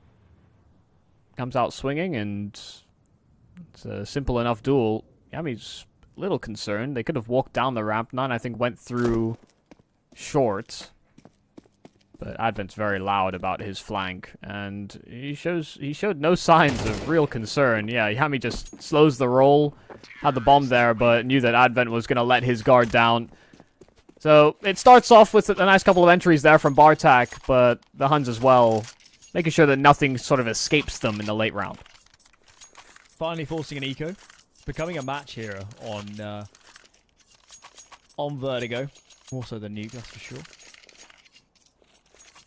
Yeah, that nuke was nothing really to look at for the Huns. Oh yeah, it was pretty harrowing. If it wasn't for those, they had those consecutive 4Ks in that first half, that really could have been a 13-3 sort of scoreline. It's like 3 rounds back to back. It was like Yami and then score twice, and they lost one of those rounds that score got a 4K. So.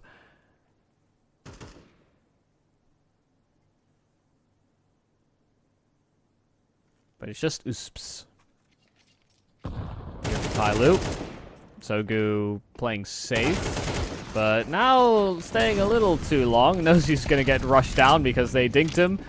Did damage. Score covering the exit. And Sogu, I'm surprised he's honestly still even sticking around for these. They're all hunting. Yeah, they just don't want to deal with it. Nope, you're not setting up for a flank. How dare you try to bully my man Sogu.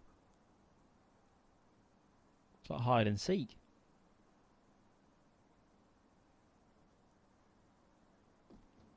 It's just Allman left.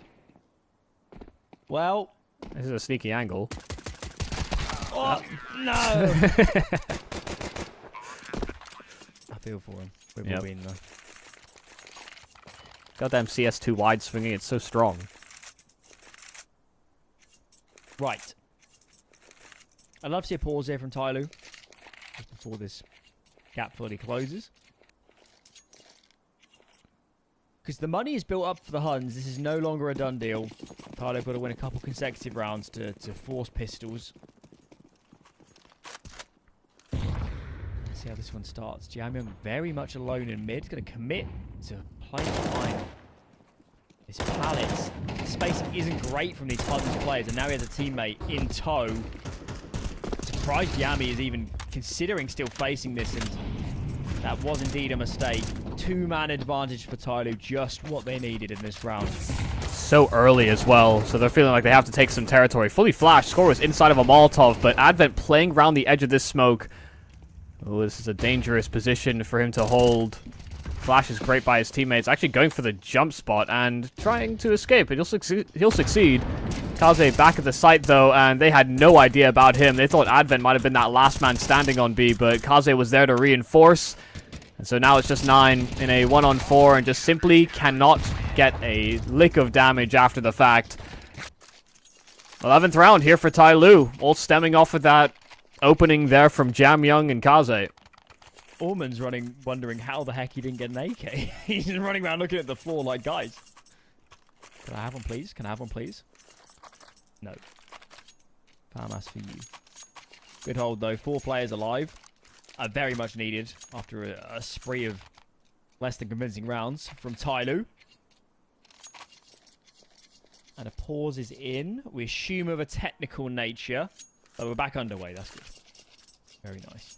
Well, you said the money had been built up and they needed a couple consecutive rounds. The thing for Tyloo is that you get those consecutive rounds and you're at 12. You know, you have the safety net of knowing that at the very least you're guaranteed an overtime. Let alone if they get to 12, the bye for the Huns in the following will not be ideal.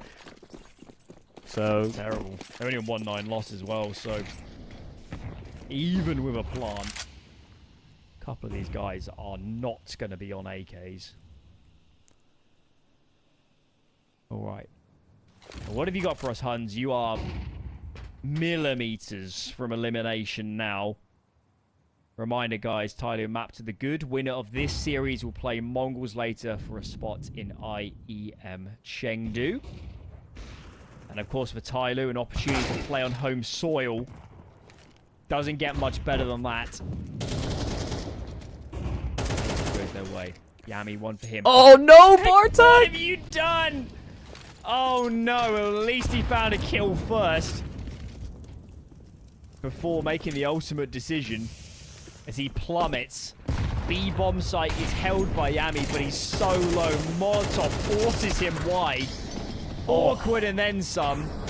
Kill goes the way of Allman as Kaze pushes. And 9 is holding. This is absolute madness. Somebody needs to plant this bomb. Now it comes in from Sogu. Smoke soon to fade. There's 1 smoke left on Allman. Oh, finds an angle around this. Now they can play together. Sogu looking for a duel. Mercury, of course, to end it. Absolute madness here on B. And it just about falls the way of Tyloo. Massive, massive play there from Oman as well. Blew a little hole in the smoke and saw enough of 9 in that 2v2 to just fully spam him after the fact. I think 9 as well, a little slow to realize that that's what happened. As soon as he saw that hole in the smoke, wasn't sure whether to fire off or not, and because he had that moment's hesitation, Oman capitalizes. So some key kills from him. But it's a very rounded effort here from Tyloo through and through. And if you're thinking back at that round, Bartek must be kicking himself. Can you tell the Huns don't play much vert? At least he got the kill first. True. And was kind of over-exuberant. It's much worse when you're just, like, lackadaisical and you just run off the map. Seen that a few times. But yeah. Tyloo, 4 chances to get this done, book their place against the Mongols for a rematch. They have looked a lot better today, so even that rematch itself feels more compelling. And Kaze first on the scorecards. Where's that kill? That's over towards A. That's the lone defaulter on A for the Huns. Yami over the top in mid does get the kill. Someone needs to scoop this bomb. Readjustment coming in from Tyloo as Mercury peels off A. Hold a push through into CT. Jamyoung can just hold in towards the window now. But no aggressive reaction to be seen from Tyloo. These B players surely are going to get pinched very soon. Bartek can come up and over this mid window unless he's caught, and indeed he is. Mercury locks down mid. These 2 B players now can focus on this Seoul Avenue. Jamyoung caught out, getting aggressive. But Mercury's now here. Advent called upon. Good kill. Mercury up next. And now it's just Yami. 21 HP. It will be Tyloo surely facing the Mongols.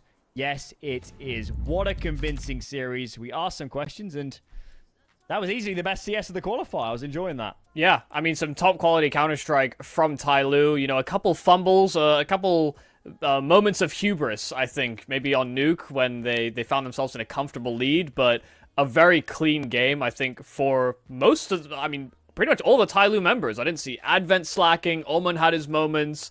Kaze felt like he was more operable, whether it was on rifling or the AWP. For me, this Tyloo looked lethal, and, the Huns came in hot after dispatching Wings Up so easily in that lower bracket game, but yeah, against Tyloo, they didn't have much to really show for those efforts. Yeah, a bit of a shame, of course. We didn't get to see the Huns play their best CS, which would have been yesterday against Wings Up. We had the other game on the A stream. So, there's some promising signs here. The thing that, I don't want to say disappoints me, but the thing that is promising is the individuals, and I felt like we already knew that. Like, we already knew that Yami, Score were going to be good. I want to see a little bit more strategically. Potentially Vertigo isn't the map for that, but maybe in the future. Maybe in the future. Here's that bracket as mentioned. The Mongols versus Tyloo set up for a rematch in the final. It's got to be said, we came into this saying Wings Up, Huns are going to have their chances, but the 2 best teams are in the final. And given that Lin Vision are already in Chengdu by virtue of the China-only qualifier, these are the best 2 teams of this region. It is the right matchup to decide that spot. Absolutely. We want the top... We want 2 of the top 3 teams in Asia to make it to Chengdu, and we're going to get exactly that. Tyloo, Lin, among the Mongols, they are all very, very, honestly, exceptional teams within the region. So for my money, this is the final that we anticipated coming into this qualifier. Yes, Tyloo looked shaky, but yeah, no, a much more convincing, a much more compelling final, and I'm hoping no more 2-0s. It's been 2-0s throughout the entire qualifier, bar that one Wings Up game for Tyloo. It's been one-sided, a little close on a couple maps, but we've had clear victors, and I want to sit on a knife's edge for this final. Let's end this with a bang. There's at least, I want to see Mongols sweat. So far, they've just played their own game. Blitz can call no wrong. The individuals are looking amazing. Sensu's integrating himself super well. I want to see them under pressure, making a few mistakes, actually having to fight for that spot, because that's what we like more than anything else. So, 1 match to go. That's the grand final. That will be at 2:30 Central Europe 1:30 here over in the UK. So that gives us about a 2-hour break to game live. We'll be on 10-15 minutes before to set that one up. Bit of a break. I'm sure there's some other Counter-Strike on in the meantime to wet your thirst and keep yourselves going. We'll see you then. About 2 hours, and then we'll be back to decide who's going all the way to Chengdu. We'll see you then.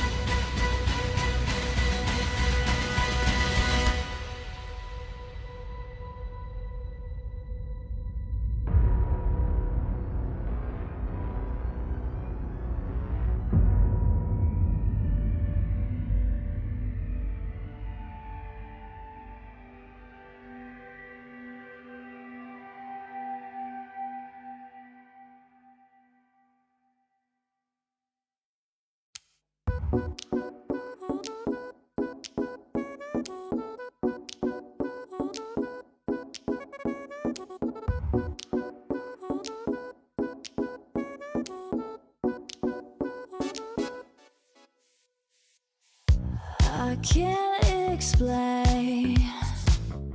I can't explain it. I go insane when we get naked. Hold me down, never let me go. Take me in, I want you to show. Hold me down, never let me go. Take me in, I want you to show me love.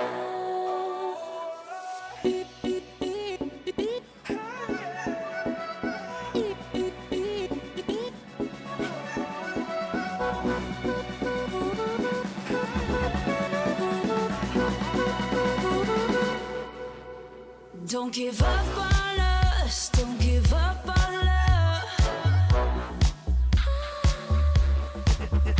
Don't give up on us, don't give up on love. Hold me down, never let me go.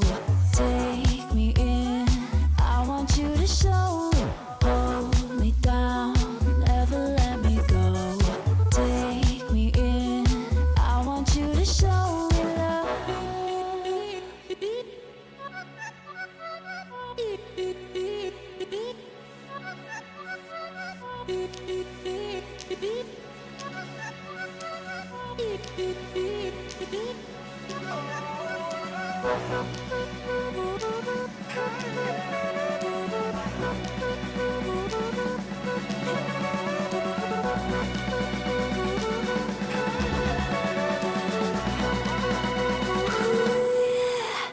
Don't give up on us, don't give up on us, don't give up on love.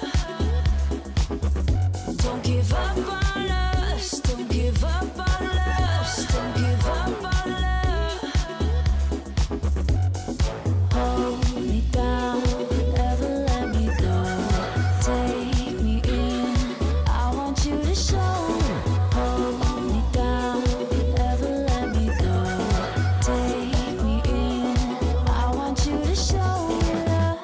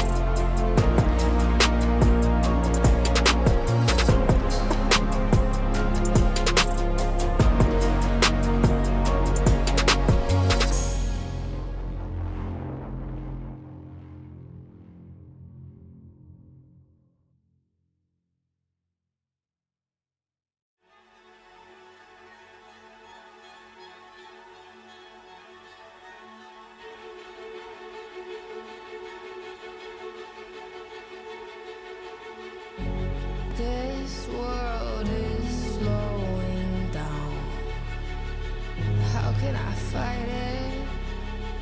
How can I listen when there's no sound? Oh, the wolves are out. Yes, the wolves are out.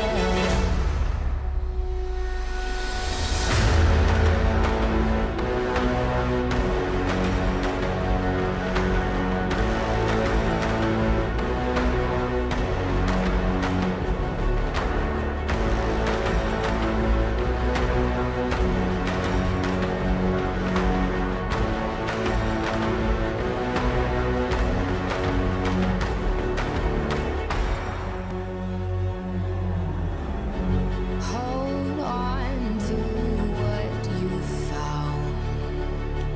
Days are deceiving.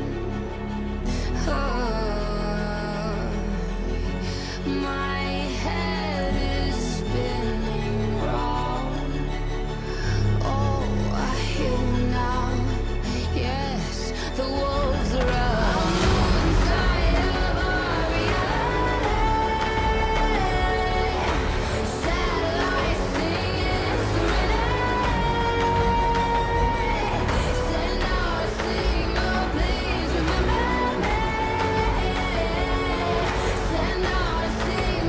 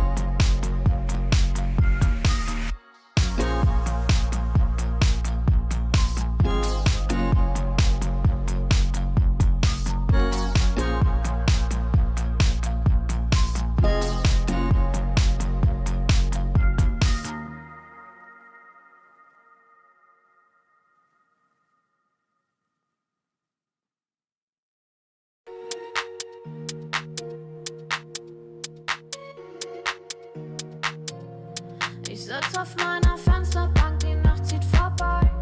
Ich blick über den Tellerrand, trinke Sekt auf Eis. Ein Teufel und ein Engel tanzen auf dem Parkett.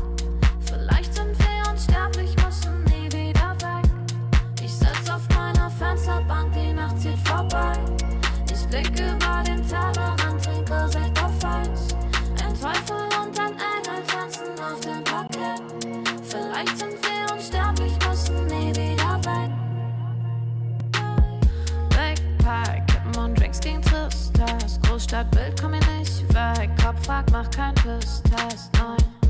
Ich will nicht auf deine Party gehen, nein. Engel und Teufel tanzen schwansee. Von deinen Lippen tropft der Chardonnay. Ich küss ihn weg, bevor du schlafen gehst. Sitz auf meiner Fensterbank, die Nacht zieht vorbei. Ich blick über den Tellerrand, trinke Sekt auf Eis. Ein Teufel und ein Engel tanzen auf dem Parkett. Vielleicht sind wir unsterblich, müssen nie wieder weg. Ich sitz auf meiner Fensterbank, die Nacht zieht vorbei. Ich blick über den Tellerrand, trinke Sekt auf Eis. Ein Teufel und ein Engel tanzen auf dem Parkett. Vielleicht sind wir unsterblich, müssen nie wieder weg. Faded auf den Wohnzimmerdielen. Baby, sag, wieso sind wir hier? Kann sein, dass wir den Boden verlieren. Wir heben ab morgens um 4. Ich sitz auf meiner Fensterbank, die Nacht zieht vorbei. Ich blick über den Tellerrand, trinke Sekt auf Eis. Ein Teufel und ein Engel tanzen auf dem Parkett. Vielleicht sind wir unsterblich, müssen nie wieder weg. Ich sitz auf meiner Fensterbank, die Nacht zieht vorbei. Ich blick über den Tellerrand, trinke Sekt auf Eis. Ein Teufel und ein Engel tanzen auf dem Parkett. Vielleicht sind wir unsterblich, müssen nie wieder weg.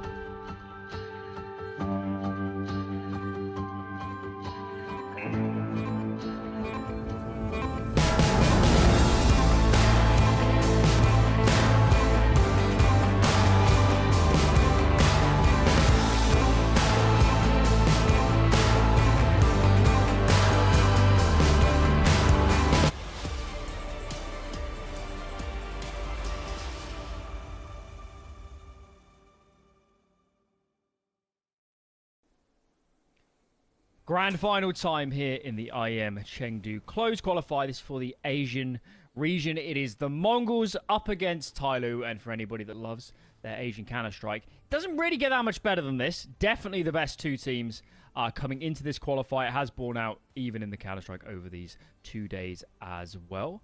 Of course, we did see this matchup yesterday, Michael. So for those that missed that game, set the scene. How did it go? Well, it definitely could have gone better. You know, the Tyloo side felt like they came in really flat, in all honesty, to that game. Yesterday, you know, we prefaced the start of today with a lot of questions about whether Tyloo are even up to scratch or whether they're this team that has kind of stagnated too far, because Wings Up really tested them. But when they played the Mongols yesterday, like, the scorelines might have looked relatively compelling or competitive, but the Mongols were all over them. They were in command all throughout that series. It was a bit of a brutal affair. Let's take a look at the bracket and rewind and recap and figure out how we made it here.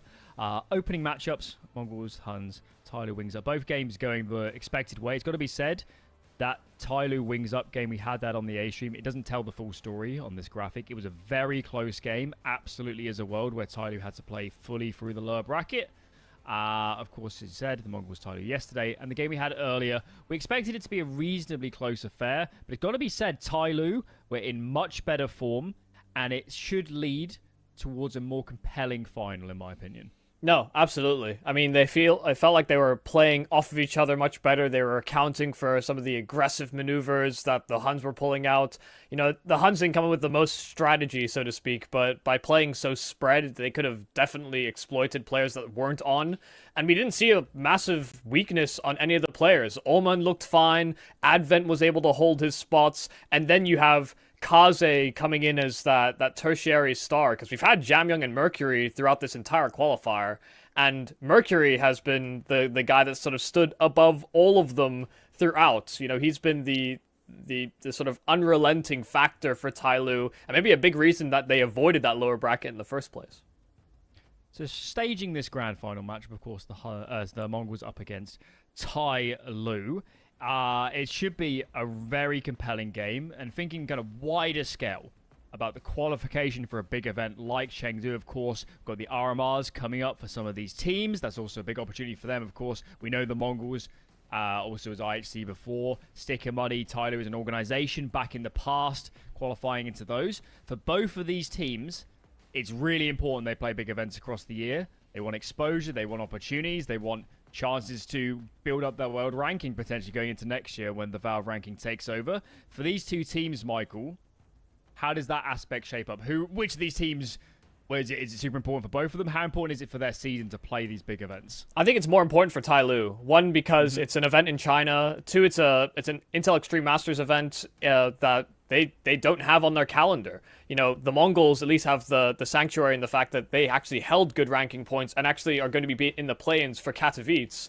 So for them, you know, they're having that exposure. They're getting to play some of those top-level teams already very soon, whereas Tyloo don't have some of those same guarantees. So I want to see Tyloo succeed here. I also think the organization is probably putting a lot of pressure on these guys to perform for, if not this event, then at least get their act together for the end of the year, for the Shanghai Major, because you want to have a Chinese team in front of a Chinese crowd.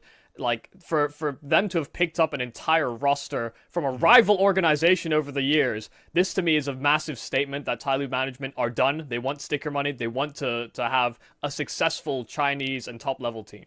Worth mentioning, there has already been a China-specific qualifier. That was towards the end of last year. Lin Vision are already in Chengdu. So in a world where Tyloo makes it, that is very good domestic representation. Either way, let's focus in on this matchup in particular. Let's talk about some of these players. We've spoken a lot about Mercury, but I think in his shadow, Jamyoung has still had a very good event so far. Kaze, of course, in the consolidation final we had earlier, stepped up quite a lot. How are we looking at this Tyloo team? Who are the stars? Is it really just the Jamyoung Mercury show, or should we look a little bit deeper maybe in this final? I mean, I think you have to look deeper. You know, we look at Omen as the replacement for Mosea, who was supposed to be that sort of third star. You know, Kaze can have his moments, but sometimes shies away. You wanted a strong rifling core. And I think from what we saw in that consolidation final, we actually got some good I mean, very heads-up plays from Orman, changes spots continuously, was always sort of hard to pin down, and always got his frag. Like, I want Orman to show us that he can, to sort of validate the move, so to speak. If they're not going to be in the same way, sort of firepower-wise, with Mosea, then they need to be able to justify that with, you know, better decision-making in sort of mid to late rounds, and also avoid all of these low-buy scenarios that Tyloo's just continually find themselves in. Like, you cannot have that happen in a final. It's part of the reason that that previous Mongols outing was so dominant. Mongols will punish. If there's enough mistakes, there's enough class here, tactically and individually, to do real damage. Let's talk about some of those individuals, and I think for those that haven't seen so much of this Mongols recently, they might look at this lineup and say, it looks a little bit different to me. Senzu comes in towards the end of last year. He's been brilliant. Blitz still in the calling role. Is playing excellent individually. Techno maybe goes a little bit under the radar now, but a very strong individual player in his own right. This team has skills. There is no weak link. They are a really strong unit.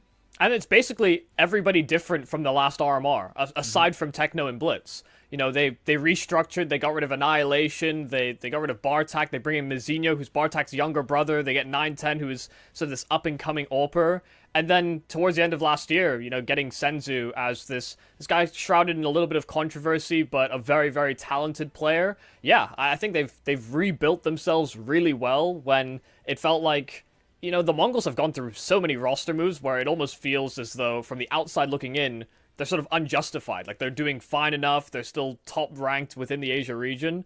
For them to have continuously made these moves and still found very solid pieces to work within Blitz's system is, I mean, it's all hats off to them. This Mongols team, like you said, they shoot. They've got depth. We do have the veto coming in.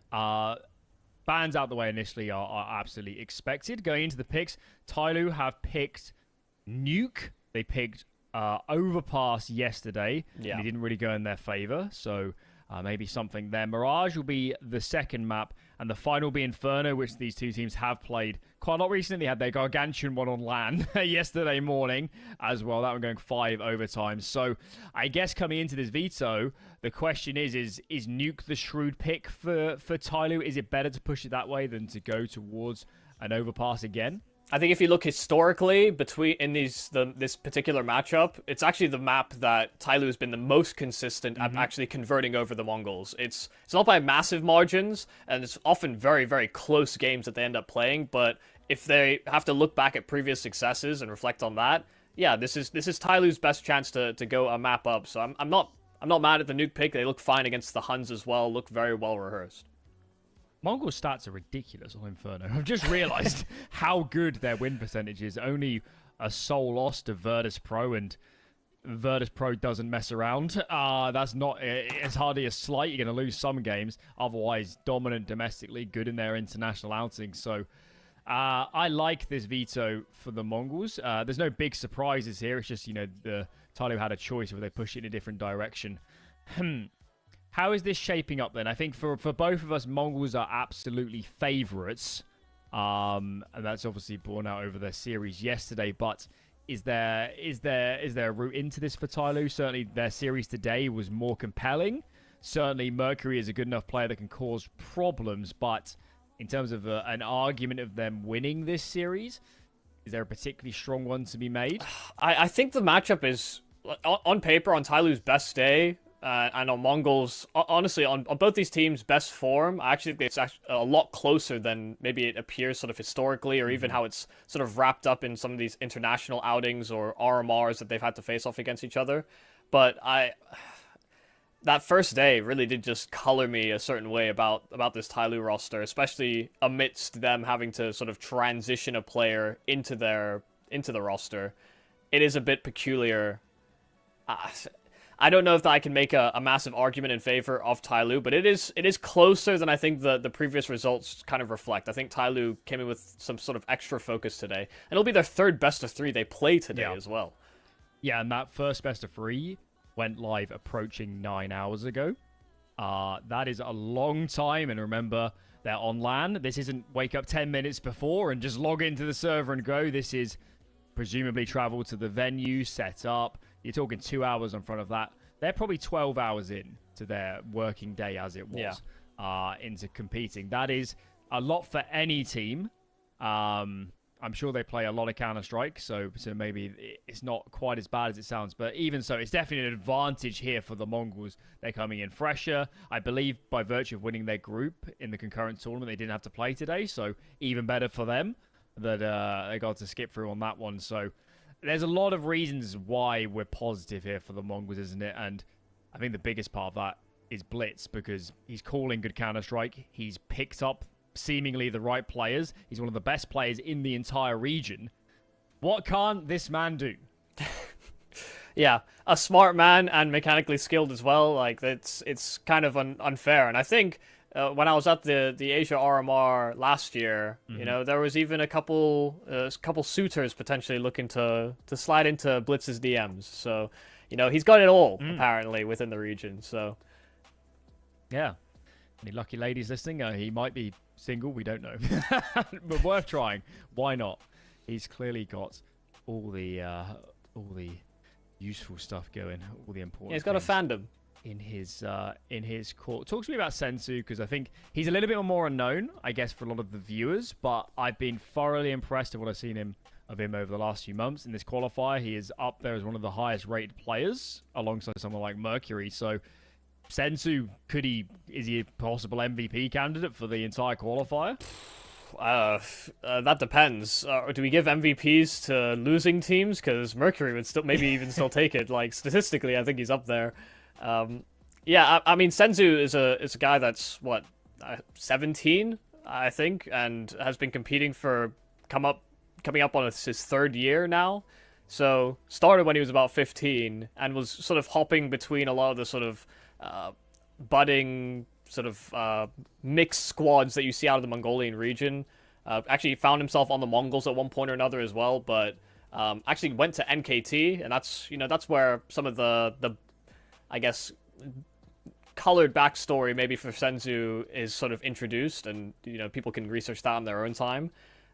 But a guy that's always seemed very, very mechanically skilled. Like, we look at up-and-coming young stars out of regions, and it always draws attention when they are of such a young age, because they feel more moldable. There's still so much more of their career to potentially look at. That's why so much fixation on players like Donk, for example. Like, Senzu was supposed to be the next prodigy out of the Mongolian region, and for him to have landed on the top Mongolian team, I guess there's more evidence to sort of back that up. Like, the Mongols guys see what everybody else has been seeing in this guy, but, sometimes getting them a bit too young, you don't want to have them crumble in critical moments. I think Senzu has come of age.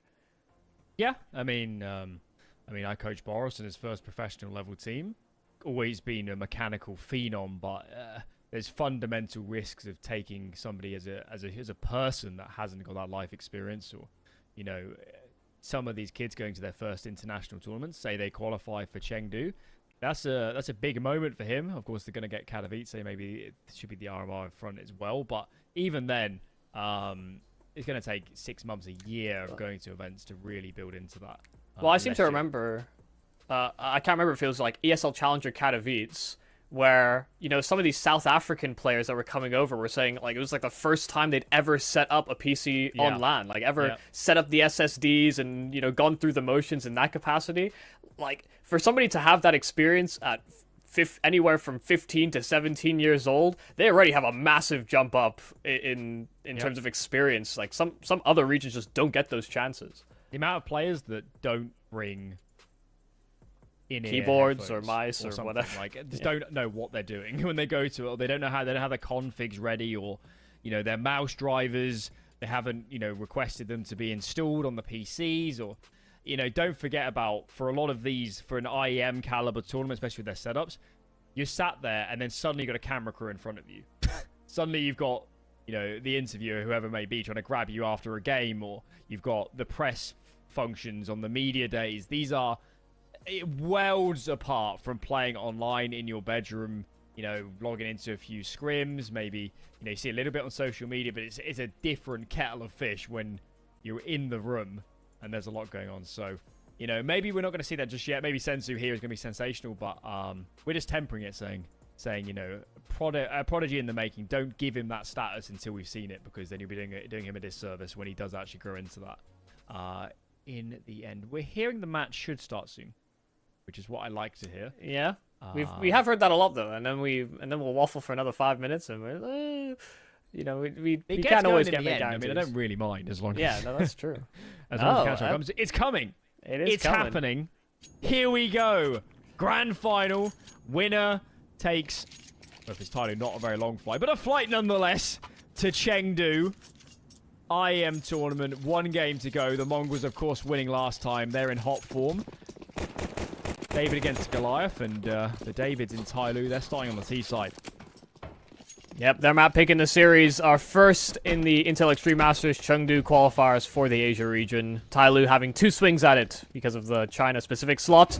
We'll see if they can make good on it or whether Mongols will take that secondary position. Already a very fast-paced pistol in from Tyloo. Once again, trying to threaten hell control. We've seen a lot of this on gun rounds, but look how quickly the Mongols are dispatching of this. Kaze playing up close, but unfortunately can't get much more done. Mazinho there to cover his teammate as they took that fight. So a 2-on-4 now. Tyloo having access with that bomb towards lower. And actually Kaze getting the jumping dink onto Blitz and forcing him away. So running out a little bit dry on information here because they don't know if both players on Tyloo are committed towards that lower site or not. They're being very audible on the rotate. Critical kill missed by Oman, so Kaze's left alone. That was the key duel, wasn't it? Because Blitz was alone lower now. You really want to get bomb plants at a minimum out of these pistol rounds at the T side. It's actually not a bad result. It's a force you can take, but here, not to be. 4 alive for the Mongols. No plant found for Tyloo. So a good start. Seen plenty of Tyloo so far in this qualifier on Nuke. I do think their playstyle actually changed a little bit for the earlier series. It felt more pacey to me. The first series they played, very slow, especially on the T side. Unbelievably slow, just the very standard set Counter-Strike. I do think in the series earlier, they were unleashing Mercury a little bit on Outer. They were giving him space to play with, and it was a more vibrant brand of Counter-Strike I was watching. Yeah, I think definitely learning some lessons as they've played more of this map in the qualifier. Always have to temper expectations as well. Some of the teams they're playing in the Extremes land aren't really fully fledged teams, or some of them, they're not really active in the circuit. Like, we've got a full Korean team, and I don't think I've seen a Korean team compete in God knows how long. The police might be there. Yeah, also the police might be there. They might have played the police, we're not really sure. It's all very confusing. Yeah. I couldn't make sense whether that was just what they called the qualifier for it, and then it was just a completely different team. So, yeah, maybe local law enforcement getting involved. Okay, guns out. Enough waffling. Bit of a bonus round. 2 MP9s, FAMAS on Mazinho.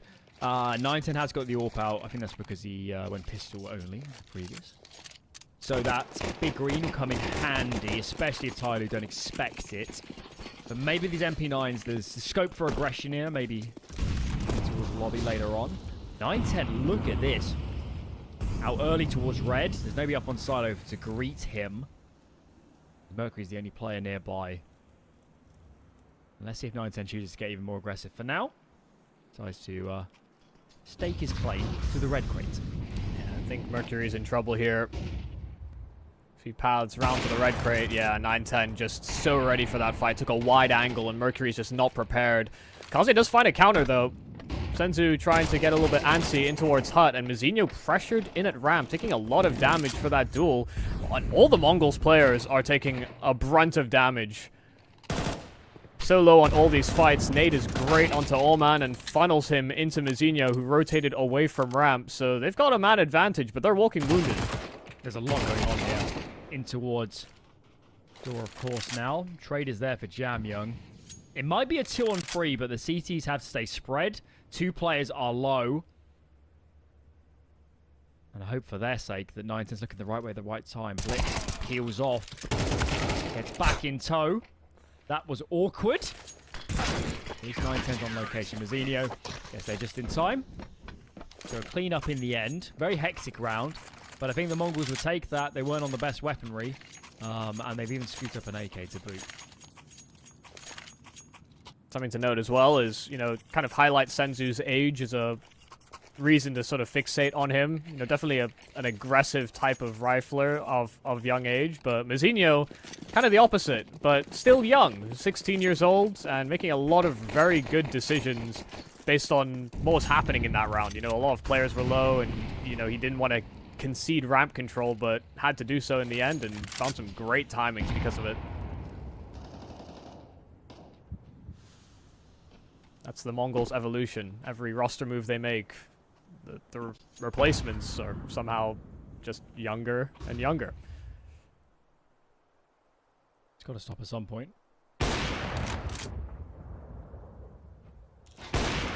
I believe 16 is the limit. Yeah. I think I'm right in saying ESL and Blast. That's a awkward exchange. Bit of space here. Benzu's nearby. An iron plant would be really nice, but actually it's not going to be the case. So bomb is planted. Some rifles are retrieved. This was a non-investment, essentially, from Tyloo. Just a couple pistols. Anything from here is just a bonus. As Kaze seeks out a duel. Foreman fighting towards Deacon. Not going to work out for him. With that bomb lying behind the silo, this should be out of reach. But even so, 2 kills, bomb plant. That's a lot of money. Not a bad day out for Tyloo. Yeah, all in all, got their initial objective accomplished, some damage, some extra money. Yeah, they'll happily take that. Aside from the initial attempt to hold the site, which wasn't the prettiest from the Mongols, the retake very smooth. I feel like comms cleared up very rapidly, understood exactly the pace they wanted to come back into that site with. Because that was still technically winnable for Tyloo, but hey, they'll take what they can get. 4-0 start, and Tyloo reinvesting, having the AWP out on Kaze as well, who had a great game on Nuke previously against the Huns.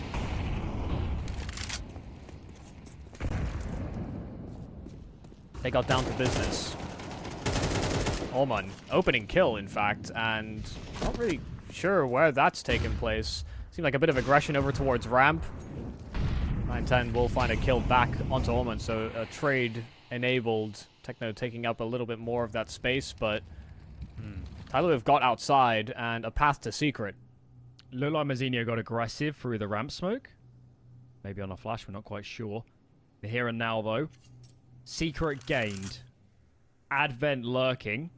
Mercury, of course, the point man. Problem is, first opponent is an AWP. They might know it as they're being very clinical through these angles. A flashbang will do them a lot of good as they swing onto this decon line. What are they waiting for? It looks like Advent's doing a little bit of a ruse. Nades on upper, but 910 is not moving. And Jam Young, oh, he's a lucky boy to be alive. 910 backs off, calls for a rotate. Techno needs to get down ramp to help out his teammate, because right now 910 is surrounded. Repeat nades going on to that ramp position. And 910 surely in trouble. He tucks himself backside. 2 found, 1 above. Make it free. Surely not. Trade is there in the end. Bomb needs to be retrieved. Advent is way off. This is not an easy plant, but Kaze, where has this come from today? He's been a beast late round. Oh, I mean, the audacity as well. I mean, jumping straight into that line for 910, a couple of missed shots, but then just lightning quick to pick up secret. Understood what Advent was up to as well. And yeah, piecing it all together, but gets very scary. 910 has been really on form. You know, in the games that we've caught from him, he's hitting the shots he needs to. He's playing his life very well. And you couldn't have asked for more in his position, really. Ooh, much more pacey out of Tyloo. This time Mercury coming out from door. But outside occupied by Oman. They don't clear from Mazinho, but they spot him. And so Jam Young there and prepared to cover for Oman. Jam Young as well will attack Hell, and he loves to go for this particular move. Kaze just continuing to punish. So trades on trades, and we're 3-on-3 for only a moment before Advent's lurk finally bears fruit. Perfect. Totally unsighted. This is taking a turn now for the Mongols. 9-10 really need to hold on to this. They don't have loss bonus. They have putrid cash reserves. Jamyo might catch head spotted. That was I think great timing. I think they should hunt this. Yeah. I think they should go for this.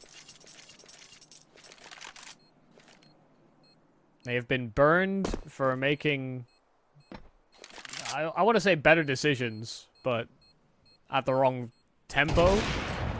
So yeah, a little bit hesitant to pursue. Advent was the only one really, and I don't think anybody else will be close enough by to take this ult out of his hands. So 9-10 will save, but Tyloo breaking in with another successful round after Advent and Kaze pulled it together. Now it's Kaze and Jamyang that survive for a second.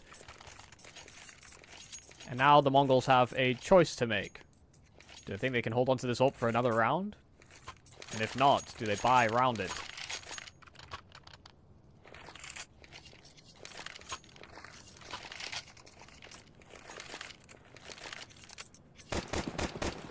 Okay, conservative approach. Their buy is still so bad in the next. It's just very few kits, much nadeage, and to have any opportunities in this round. Looking at 9-10, I think he was probably spotted there. So Yeah, Jamyang saw enough. He looked at him for a moment and just said, "No, I'm not dealing with that." I'm out of here. And now we're crossing in towards lower. It looks like Mongols are just going to commit to stacking ramp. You can't blame them, can you? Given the buy. Well, you did say their buy was going to be putrid in the next round, so maybe they are stanking up the A bomb site. Exactly. Well said. They need to save this AWP whatever happens. They can't buy another. Unless, God forbid, they kill Kaze. Scoop that one up. Yeah, they've come to the assessment that, yeah, it is in fact the lower bomb site. That Molotov was very indicative of such. Blitz will insert himself in. Actually has a teammate alongside him, I think underneath him. So yeah, having Senzu alongside does bait for Blitz to get a free kill. It took a little longer than you would have anticipated, but they're doing some decent damage against the full buy of Tyloo. The only one that didn't really commit all the way down was 9-10. He gets here late to the party, 1-on-3, and they know exactly where he's positioned. Omen just trying to play his life, not give him the opportunity to clutch this one back. And 9-10 will slither away into the sunset once again. But Tyloo breaking through and finding way more success than we saw in their previous outing versus the Mongols.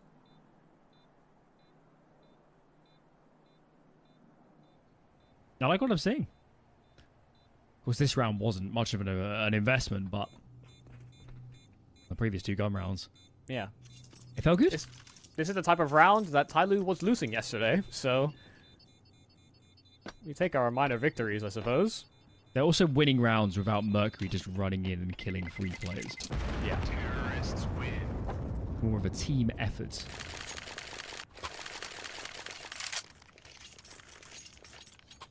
Lovely. Want this game to be competitive. The Mongols swept Tyloo under the rug in the upper bracket final. And already some pressure being applied by the Chinese. I do wonder whether or not we're going to see 9-10 ever play aggressively with his ult. It's not like he's, you know, he reacts slowly to those types of peaks. We saw Mizinho try and get aggressive towards radio in a round prior, but that could be something that they reinvestigate with that AWP in tow. This is the play they went for last time, and it wasn't successful, but losing players outside. 9-10 floored. Blitz actually spamming back. So Mercury is the one that falls for Tyloo. They still got another player outer, and they may still collapse on this A bomb site. Oh, big kill. That was beautiful. Senzu out. Techno, fortunately, is on the site, but he has so much work to do. First found.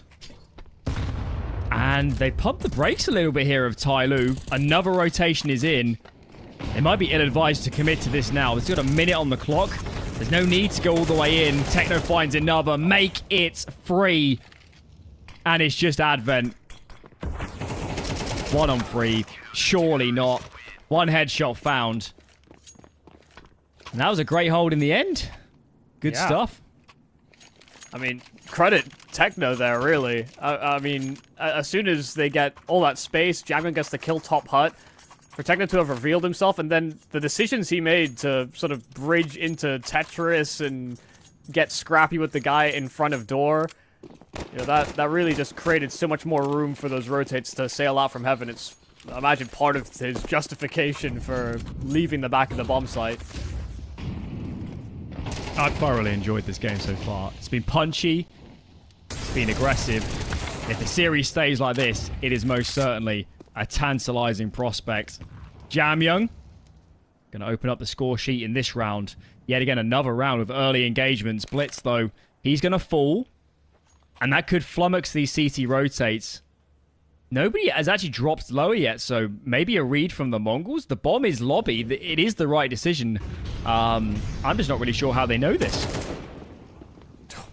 Well, they boosted up into Mustang, and I don't think they'll anticipate that one, so likely a free kill here for Senzu, but Trade is always going to be lined up. Advent right behind him, and Advent on a bit of a heater. 9 and 7 so far, and a triple kill for the in-game leader of Tyloo.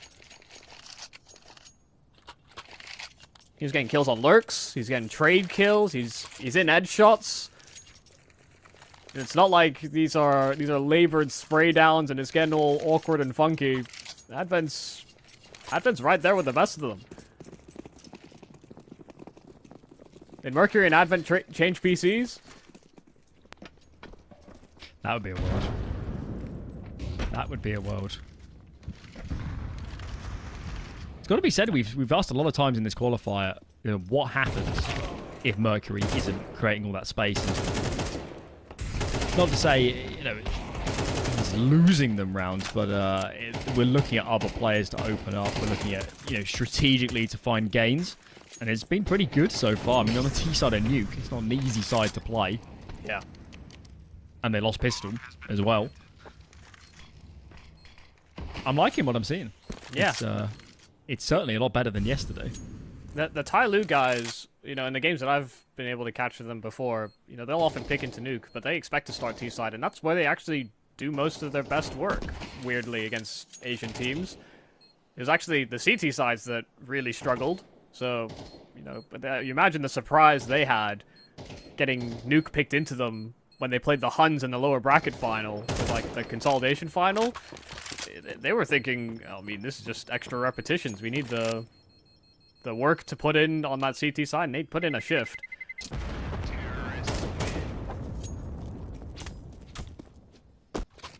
Yeah, good for you, Blitz. Get that one extra frag. Mongols need a pause. They need a discussion. It's not like they're a terrible Nuke team. Not like this is way down their pool and they don't know what they're doing or how to approach these rounds. Mm-hmm. There's the pause. Maybe that's the big difference between the Mongols and Tyloo. When you ask the Mongols to pause, they do. And when you ask Tyloo to do it, they don't. Translates better into Mongolia than Mandarin. Somehow, yeah. Somehow. Is it Mongolian? I guess is that yeah, no, they have their own language. Though I did learn that in their schools, at one point or another, the secondary language I believe was Russian. But now the secondary language, I think in the past like 20 years, has shifted to English. So. Yeah.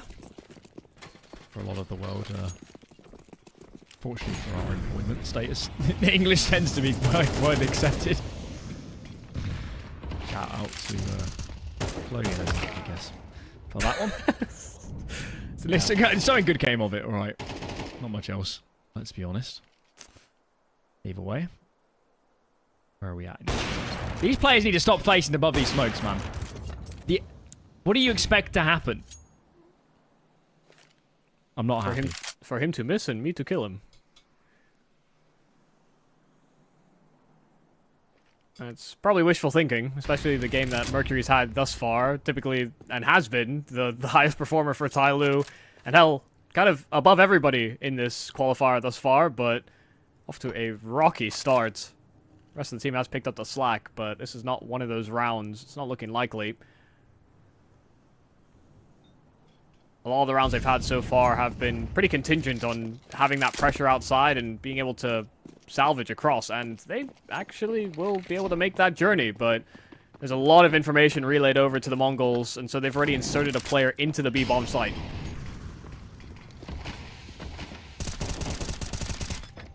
Oh, that's awkward. Get the kill. Okay, he cancels the plant. That's exactly what Mazinho was hoping for. He knew his position was given up. But a headshot offering for Oman. This is a 1 versus 4 turned 3, but very difficult now for him. Nade will blow open that smoke, and Techno just has him as a sitting duck. Nice opener from the Mongols to chew through the personnel of Tyloo.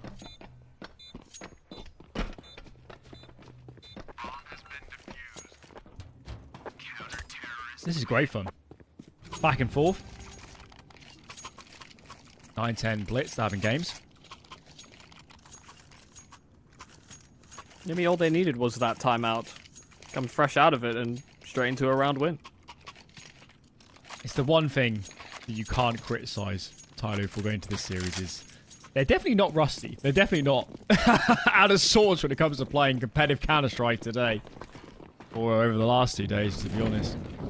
Credit to these teams. Yeah, a long day at the office. Yeah. I mean, it's not quite... I mean, in Europe, it happens. You really do have 3 best of 3 days, especially online, with all the concurrent tournaments and the qualifiers. Can imagine not quite as common in Asia. But his game is born and bred. They know how to grind. Well, 9-10 continuing his good form. Kaze as well will respond with his AWP, but they have conceded some ramp control, and Kaze isn't exactly linked up with that ramp attack. He's here with Mercury, who will serve as his bodyguard. And Advent is really just ripping heads. Reaggress back into lobby and finds Techno trying to flank in from behind, but 9-10's reposition is perfect. So now this link up on the lower side, it has to be mandatory. Mazinho, 1 kill into Mercury, but Kaze's that man with the package, and he didn't see that player emerge out of vent, but he'll close the door behind him, try and punch in those digits. Oh, Senzu, very quick to capitalize on exactly that, but there's Oman. An incredibly fast headshot.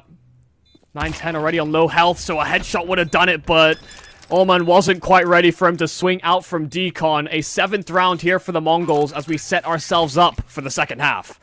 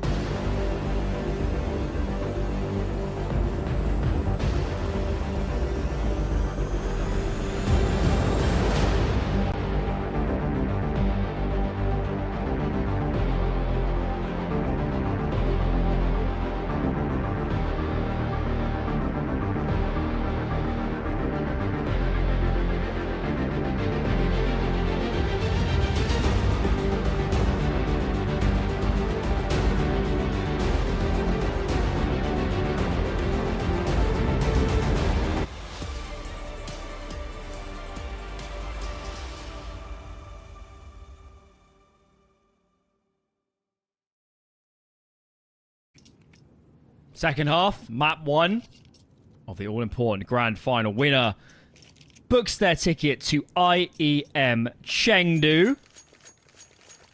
An overdue tournament. A better late than never, and it'd be the first IEM in China for a while, won't it? I think it was IEM Beijing would have been the last, so... Exciting stuff, and for both of these teams, big domestic international tournaments. You don't want to miss out on those.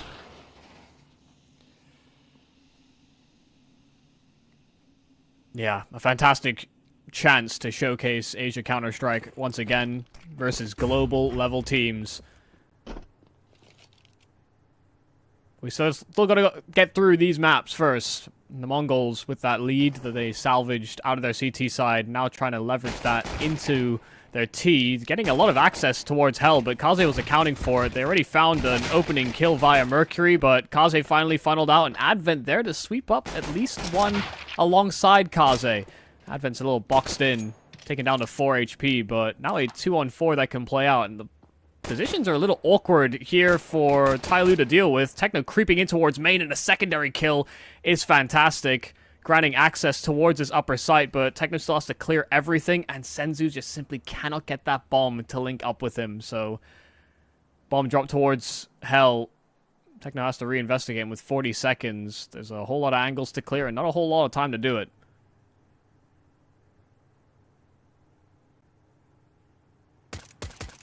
Oh, yeah. Jamyoung just playing on timing and catches Techno jumping around the corner. A sharp shot from Jamyoung. And an important pistol for Tyloo. Pistol apiece. How we like it. No plan either for the Mongols. So they'll be ecoing. Should be 7 apiece, and given that Tyloo are on the defense, it's going to bode ever so well. Yeah, and how long will there be a slumbering Mercury? At some point or another. And Senzu as well, yeah. Yeah, you have to imagine these players start to find some semblance of form. Tyloo shouldn't have come into this game cold. They've played 2 best of 3s already today. Maybe Mercury's all juiced out.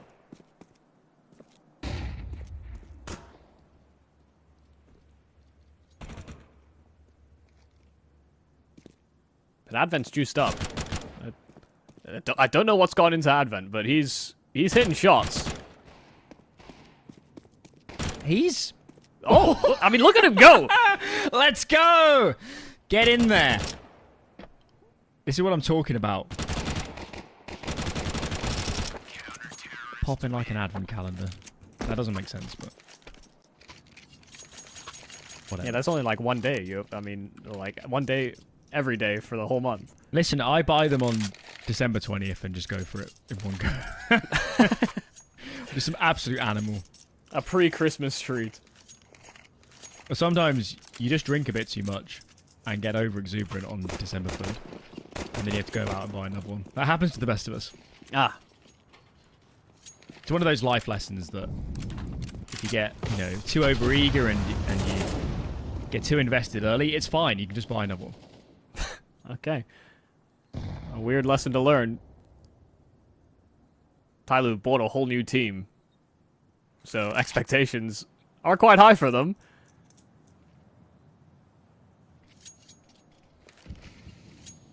Maybe they did drink a little too much. Still a lot of damage being done to the Mongols at the start of this round. Blitz limping with the rest of his squad and just hoping he can re-navigate somehow. Outside seems to be a bit of a no-go.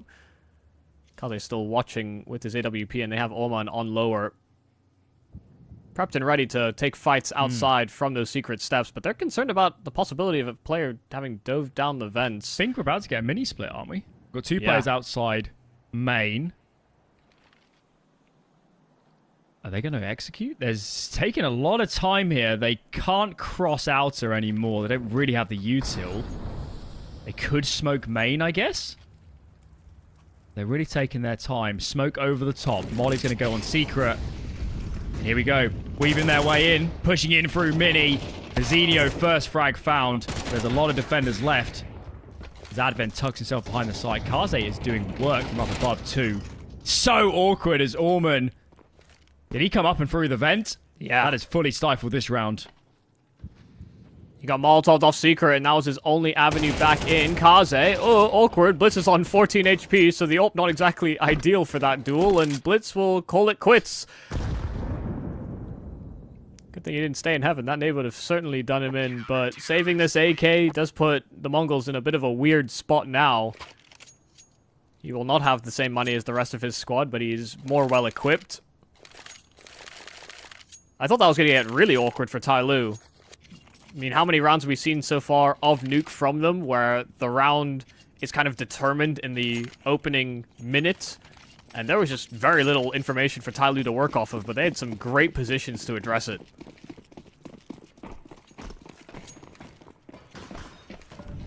They're getting better as they go along.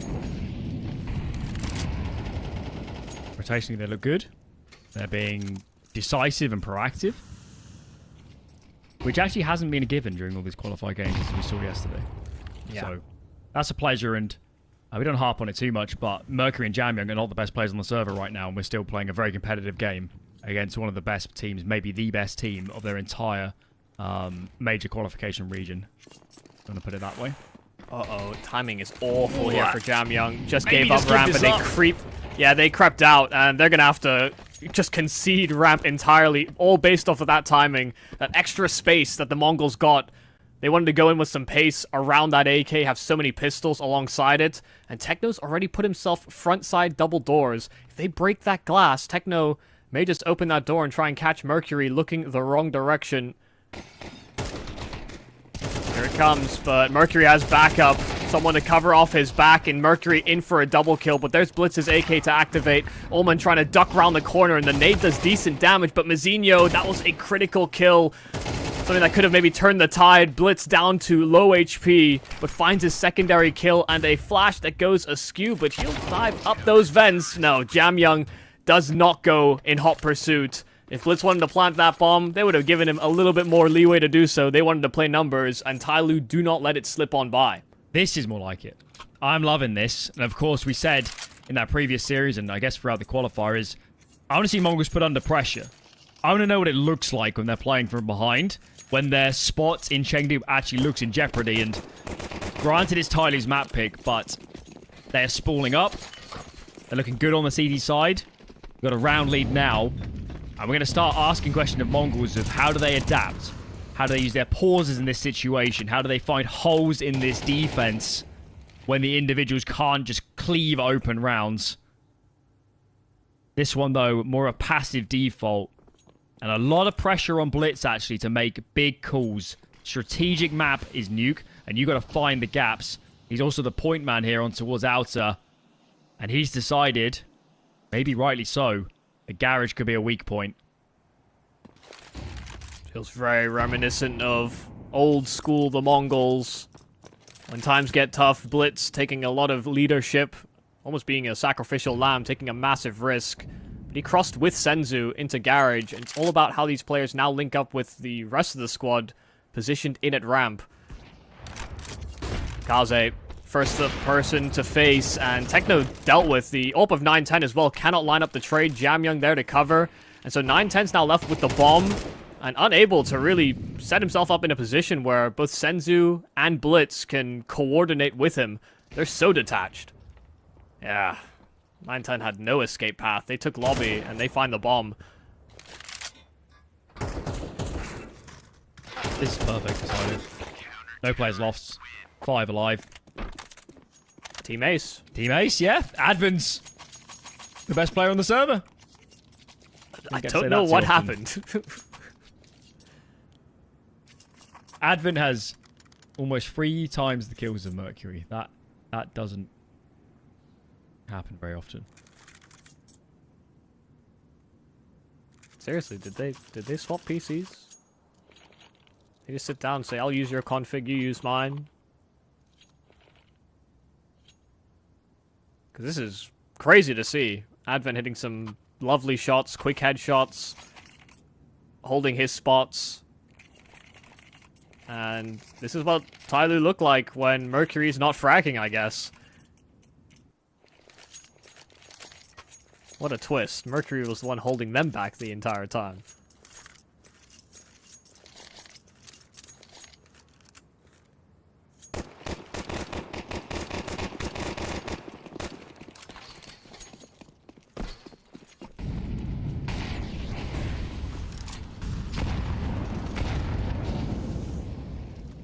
have so few nades, the Mongols. They've just invested all of them to sell outer, and nobody's bought it. Nobody's rotated. Here comes that inner hit. They're doing full contact. Orman gets one catch. Advent's doing work behind the site. 3 kills for him. Granted, others might have been taking contacts, but Advent's been amazing. Yeah, he's been sick.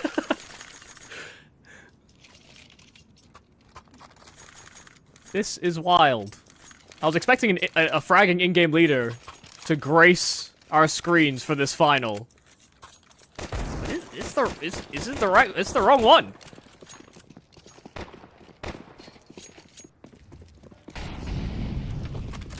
Two hours of deathmatch from that consolidation final to now. That's no way to speak about the Huns. Oh my god. Right. Mongols are in trouble. This is getting out of control. The money is so good for Tyloo. You're getting absolutely slammed by Advent. Here we go again. Another inner play. This time looks like a fake. One player goes out. It's really ramped. They do kill Jamyoung. That's a rifle on the floor too. Kaze just about ekes out an angle behind that Hell Molotov. Mercury's flushed out too. And they do kill him, so it's a 3-on-3 for now. Woman's going to face from Decon. He's the sole player on this side of the map. He's got a player to contest with as well in the vent, his right-hand side. Sensei could get in behind. Very awkward exchange. Oh my lord. What was that? Okay. It's a kill, I guess. Let Senzu away with that one. Trade is through as this carnage is set to continue. Bomb does get planted. As one player tucks in under the catwalk. Blitz cannot move, though. He's where that bomb was planted. Kaze on the jump. Gets the spot. Advent removes the head. And a clean retake in the end. Who is this Tyloo? You know, we look at the day one performance coming into this qualifier. This is not the same team. They have spooled up. And they are spring-loaded to take this first map in the series. They got decimated by the Mongols in the upper bracket final. Scorelines may be a little deceptive, but the Mongols were in charge the entire way through, and with that pressure applied coming into this map, Tyloo are a different beast. Advent's on 23 kills. We're only entering the 20th round of play.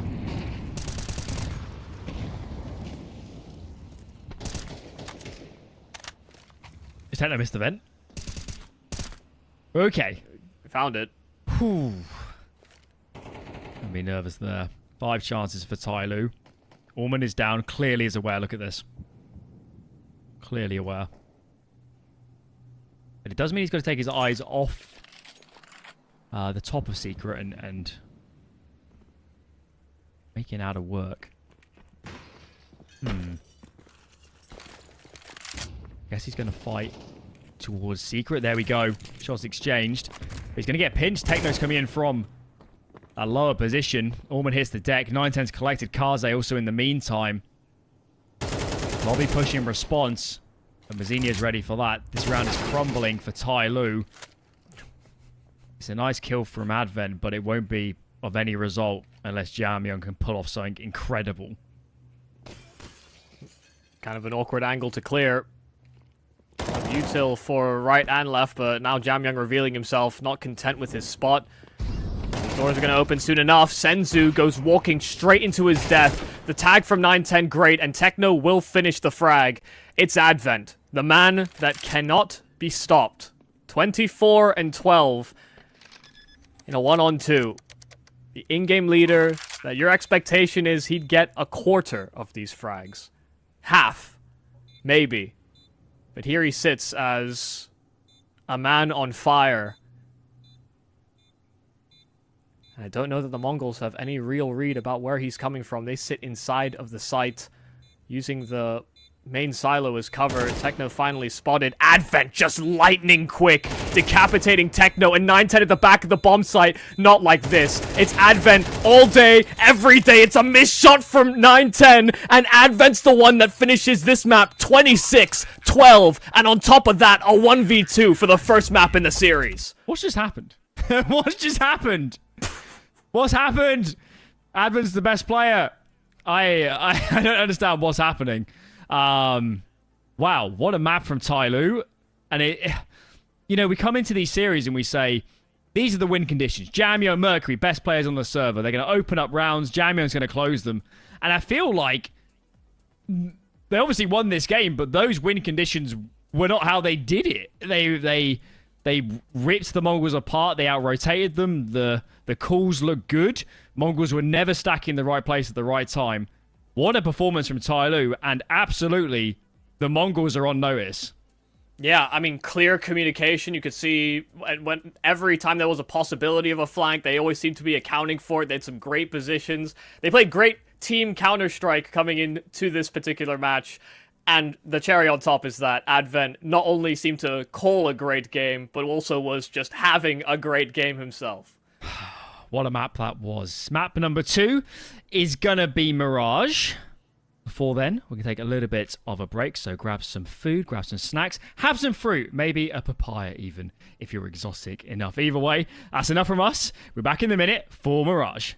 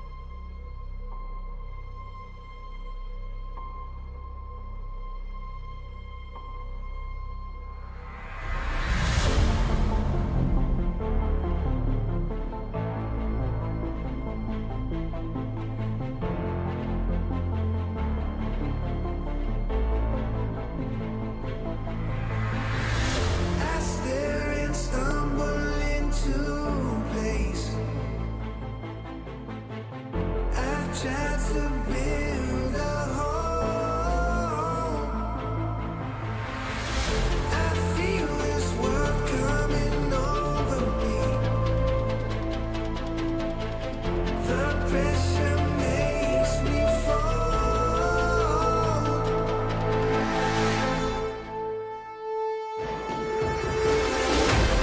If I stay locked in the headlights, but choose to give into my own mind, standing in with all I know, through the hard wires, and finally feel it all. I can simulate my own life, or live within the walls.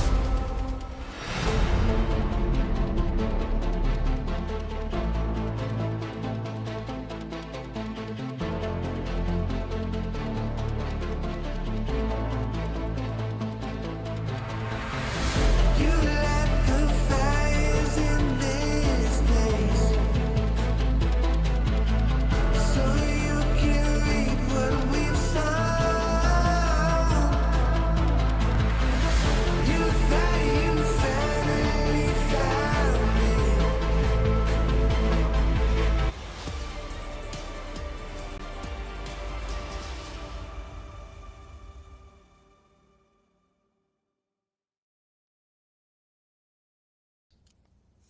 And we're back.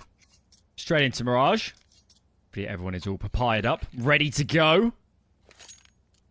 And is pumped because finally we've got what we wanted. Mongols, a map down, granted. It was Tyloo's pick, but it's more the fashion, wasn't it, Michael? Yeah. That makes us going into this one look at Mongols and say, you've got a point to prove now. Also, is there a tilting aspect to getting demolished by Advent, of all people? Expected maybe out from some of the other stars on Tyloo, but not the in-game leader. Had a great first map, and I'll see if they transition that into a successful second one as well. Kaze, a nice entry, and Jamyoung alongside him, so this A defense already broken down by those two smokes, those two entries, and Kaze is not satisfied with that. Jamyoung's actually the one that gets both frags into spawn, and 910 didn't stand a chance. Tyloo decimate in the pistol.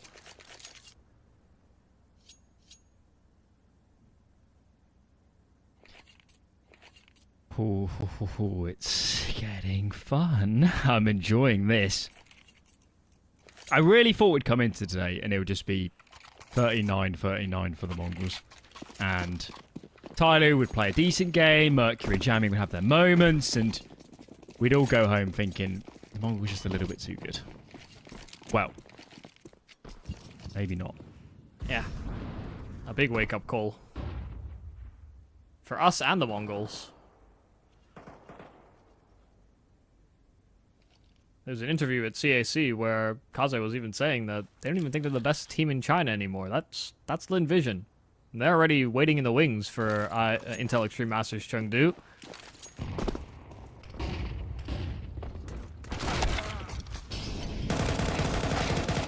Don't lose to this. Don't lose to this. They had this day one.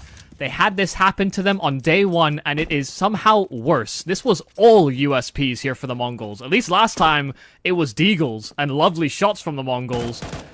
Before Mercury knows it, he has no teammates. You know, he's recovering from what was a shy performance from him on Nuke, and now he's thrust into a 1-on-4 where every gun they bought into has been recovered by the Mongols. Some lovely shooting here from Mercury, but this feels like too much to recover. The blitz flank surely is all she wrote on this round. These guys' sight are just biding time. They're just being a nuisance. Here comes the death blow. Oh my lord. This of all the rounds. Nothing really invested whatsoever from the Mongols. Tyloo just stalling out, taking so long to get out of the apartments. Where's the util? Where's the explosiveness? What was the plan? I mean, we said it a lot coming into this series. We said it yesterday. You can't make that caliber of mistake. Yeah. Against a team like the Mongols. and you come out of map 1 on cloud 9, and then next thing you're on Bet Boom, or losing the USPs. They're a pretty good team, Ben. Yeah, no, they are now. Oh dear. You just do what I do and use endpoint as the punch bag. Well, okay, that's a start. Came in with a counter force. I say counter force. Mongols didn't, but Tyloo do in response to losing to the USPs. And they have dropped the AWP. It's in the hands of Mercury now, but not exactly ideal positioning for an AWP. Blitz playing close to the smoke topside con. But now that they've got that weapon on their back, they're going to simply evacuate middle. Regroup themselves outside of B, where Kaze is waiting for his teammates to link up with him.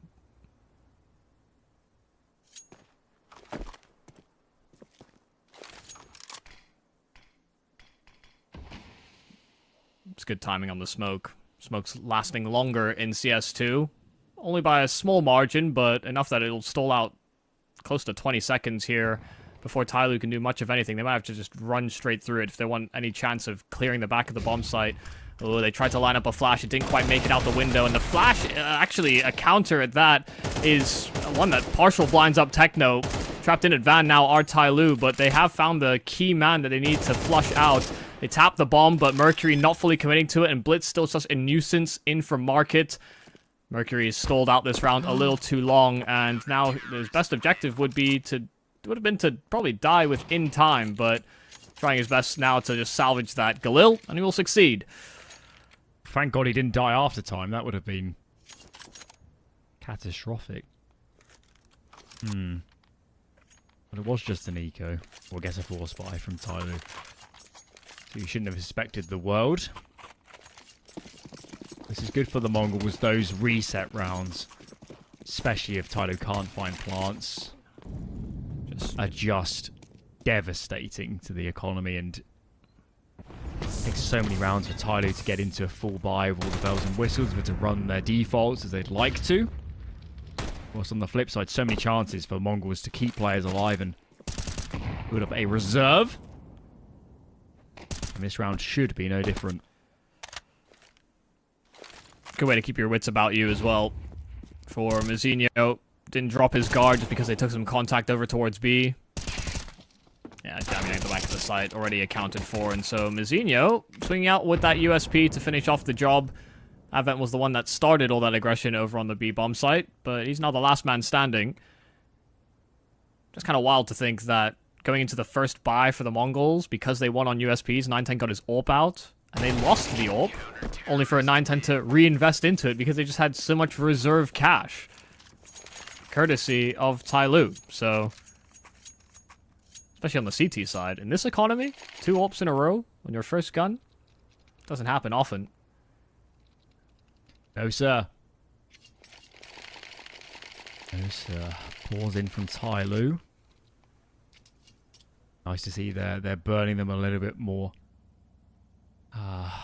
early, I guess is the word.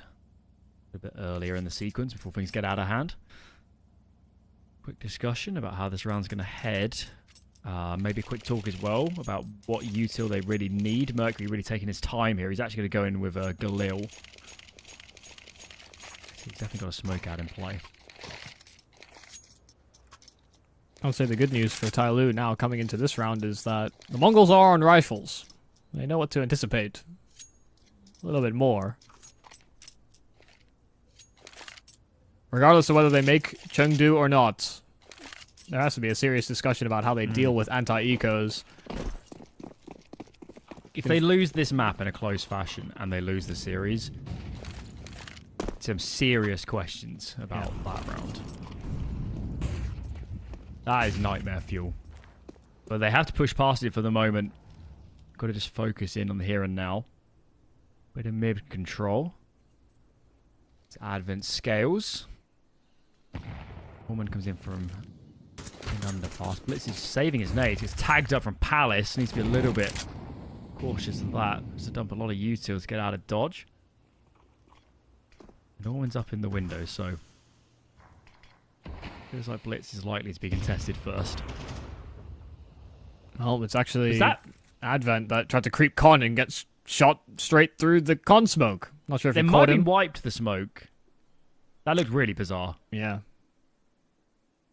That would make a whole lot more sense, but we didn't catch it. So they're going to make use of Ullman as a late activator into this round, but they've got 3 committed to the site, fighting from spawn. Blitz is the only one that's now considering the fact that there could have been a boosted player, somebody that could have slid their way into spawn, but 9-10 doing a great job with this AWP so far. 2 kills, and just completely stopping Tyloo in their tracks. That Molotov as well, round the smoke, not doing them any favors. Mazzinho's been dealt with, so now Ullman, with that late activation, clearing a path for his teammates to break into this bomb site. Oh, Blitz singed by the Molotov, so they know there's a player up close, but they already knew that 9-10 was last seen in this position. But they're heavily grouped up. They're just going to quick collapse. They don't have util, so they're just going to have to fight dry. And Tyloo has some solid after-plant positions to hold from. Jamyoung, first person to take contact, and that 9-10 AWP finally striking, but Jamyoung's head could be exposed. He wasn't ready for 9-10 to go so high up on the ticket booth, and Ullman cannot collect on Techno and Connector. So it's a successful retake here for the Mongols, and a bit of a stagnant push here from Tyloo that did still net them a bomb plant. Good retake. Great round from 9-10. And, yeah, we got the legs going in that round. Of course, we weren't on 9-10 for that first kill in Connector, but that did so much just to remove all the momentum, all the stopping power from that split. And it was a little bit limp, wasn't it, as they had to come through the ramp smoke. Getting a bit nervous for Tyloo now. This one's just a half buy, but at no point on Nuke, there's such a spree of rounds like this. The apartments, Molotov. I'm sure nobody's up close to Techno as he ducks himself into the window. Got a smoke and a few flashes, so I assume in time we're popping our way out.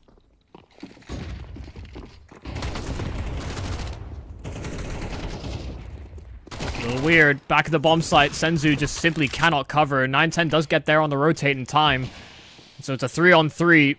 They're putting a lot of pressure on, and so there's no safety here for Tyloo, even though they take the bomb site. Blitz tagged up even lower. And Kaze still without a proper gun in hand. Only a deagle, but they're going to try and boost Advent up for this post plant. See if Kaze can draw attention. There's no flank that they have to worry about, only short and market. Keep on Mazzinho as well, but 9-10 floored. Advent still holding onto his position on that boost, but now moving in and actually catching Blitz completely off guard. A couple great kills in from Advent, and Kaze, a mystery. Slid himself over towards Benj and is now playing perfect position. Mazzinho, the one with the kit, and actually just running headfirst into Kaze and can't collect on the USP. Kaze even getting his hands on that AWP as well. A perfectly positioned clutch for Kaze and an important round for Tyloo.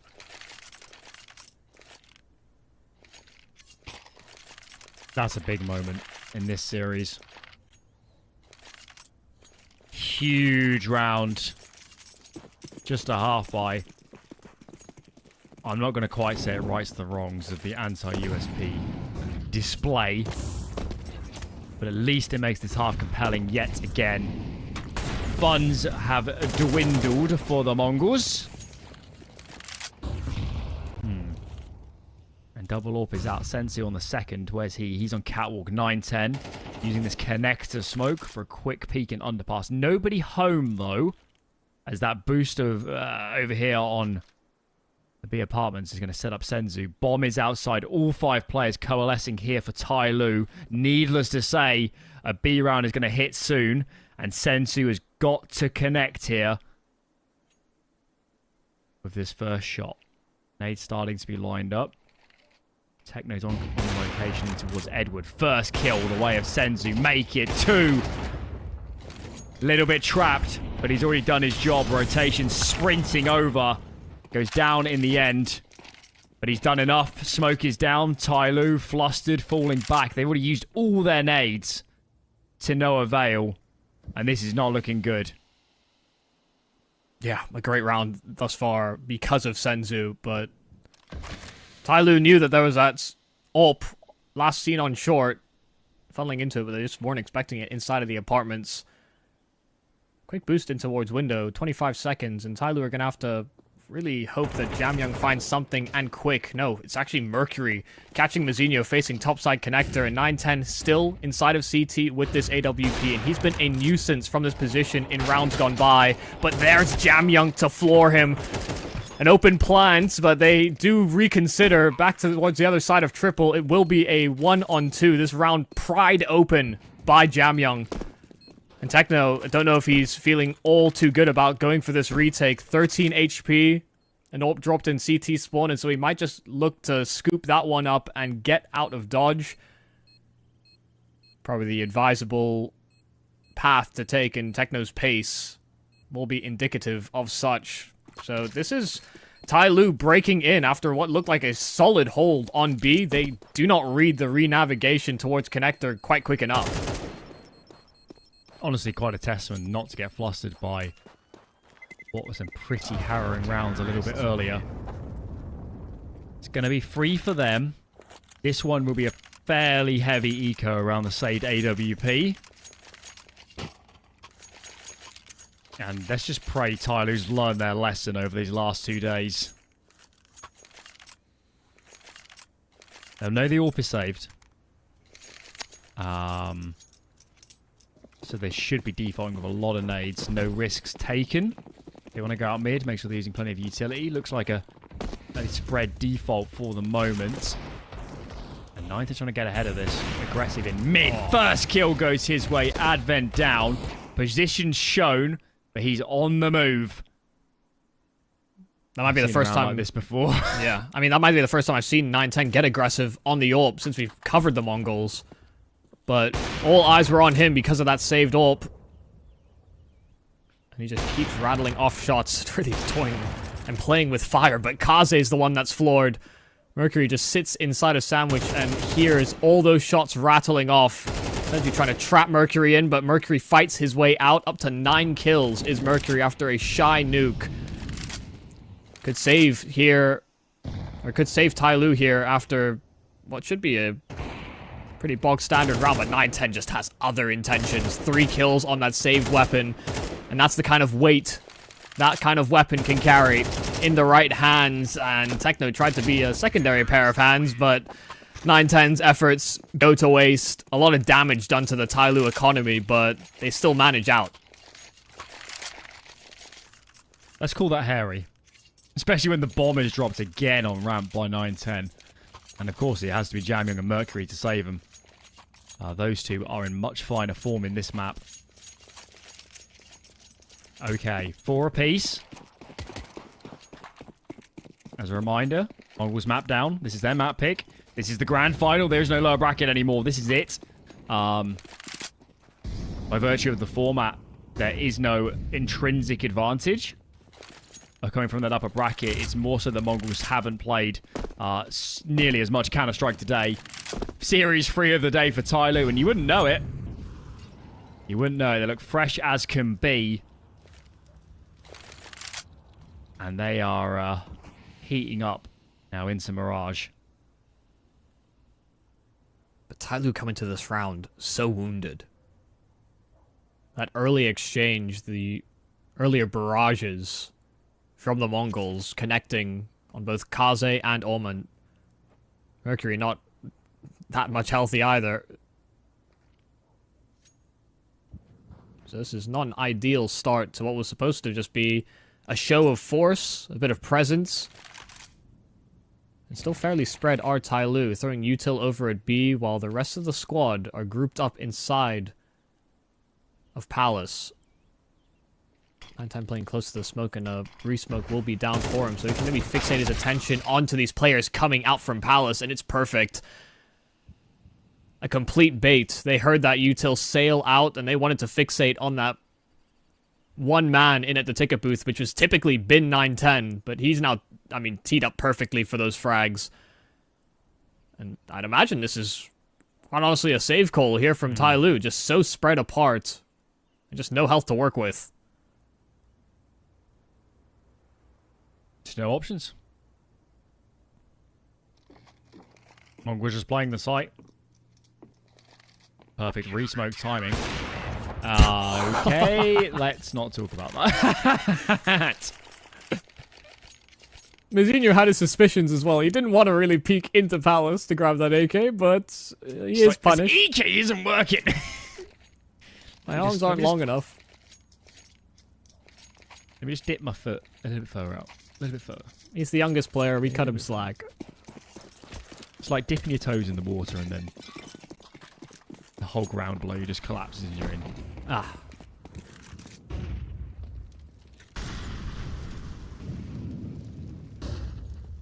Reminds me of many a holiday to the English seaside.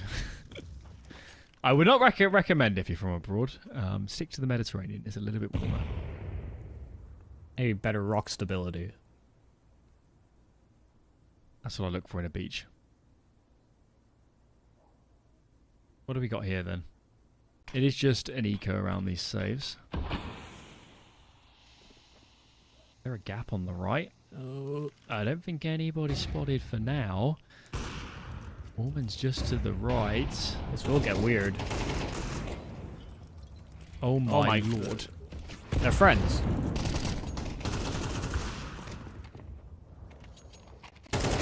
Oh my goodness. Dying for Blitz's sins. Audible on his retreat out from window. And so Mizinho floored, but Blitz does make up for it. Does find a trade at the very least. But he's lost so many teammates, all in tow. B-site taken. That anchor dropped, and Blitz is trying his best to redeem himself. Was sat right next to a T, and he didn't know it. But now dropped by the AWP, and so the decision here for 9-10 becomes clearer and clearer. $300 in the pocket and an AK in hand. His teammates will see a lot of value in holding onto this weapon. Tyloo keeping it close, a 5th round. And it's got to be said, the second that the Mongols have lost against a lesser buy, just a couple saves here. We saw it earlier on too. So it's not just Tyloo that we can ask some questions of. This has been a very scrappy game. And economy right now is playing a big role. Where's the money at for the Mongols? Blitz's money. Senzu could just eke out an M4. And I saw a Nova. Could save? It's really borderline. Yeah, they're going to die for it. I like the pause at least. I like coming into these rounds of a plan. If you just buy willy-nilly and run and play standard, it might not be a good idea. I mean, look at this. Mizinho and Sensu aren't going to have a lot of util. Wait to see what Techno goes in for, but they might need to play a tad unorthodox as well. For Tyloo, this round is worth its weight in gold. There will be no reserve cash floating here for the Mongols. We'll have to rely on a 2,400 loss bonus should they lose this round, and that simply tees Tyloo up for what should be 7. There's been a lot of should-be rounds for Tyloo throughout this qualifier, however, so I guess everything's up for grabs. Yeah, still not pristine weaponry for the Mongols, buying round that saved AK. Ooh, interesting choice here for Kaze. Does he read where Techno's going to jump spot from or not? Oh no, Techno's just going to go face it.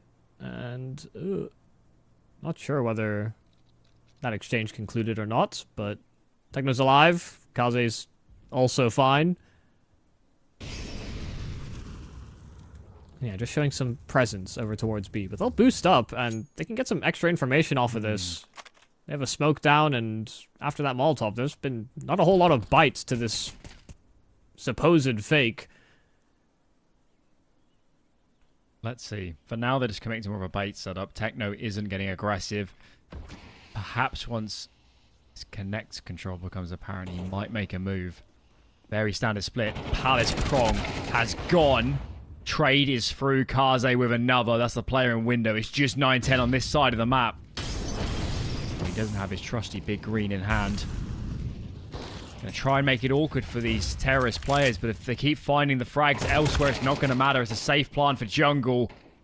9-10 is gone. It's going to be 6 for Tyloo. Techno's not even near a rifle. Maybe we can scoop up one here in window. There we go. But as you mentioned, There is no reserves. Tyloo are really... I mean, they made a huge mistake earlier in this half. They would be so far ahead had they not. But despite that, they're still setting themselves up for a brilliant terrorist side. Yeah, you think without that pistol or mishap, they could have potentially had 9 rounds on this T side. Mm-hmm. Maybe more. Maybe more.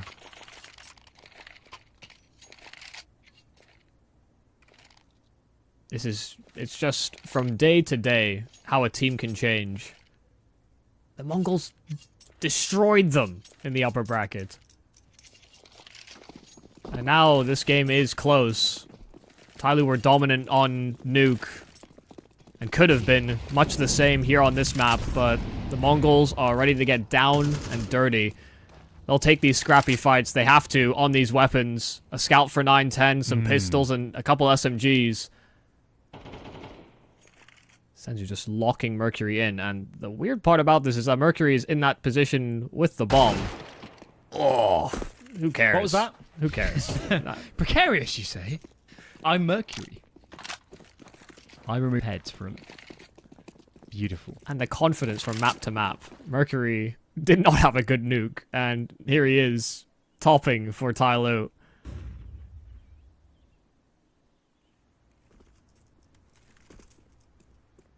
He might just be the MVP, whatever happens from here. He has been fearsome. Absolutely brilliant. And in this round, the Mongols, they've got a little bit of a read. We can see Techno is aggressive in apartments. That's allowing a bit of... Hey, lean in the flash. You're right. I don't know if they had any information, but that was incredible foresight. It's a nice nade from Blitz, but surely the numbers here are just overwhelming. Just Techno left. 4K required. And surely not. Tyloo do recover the half.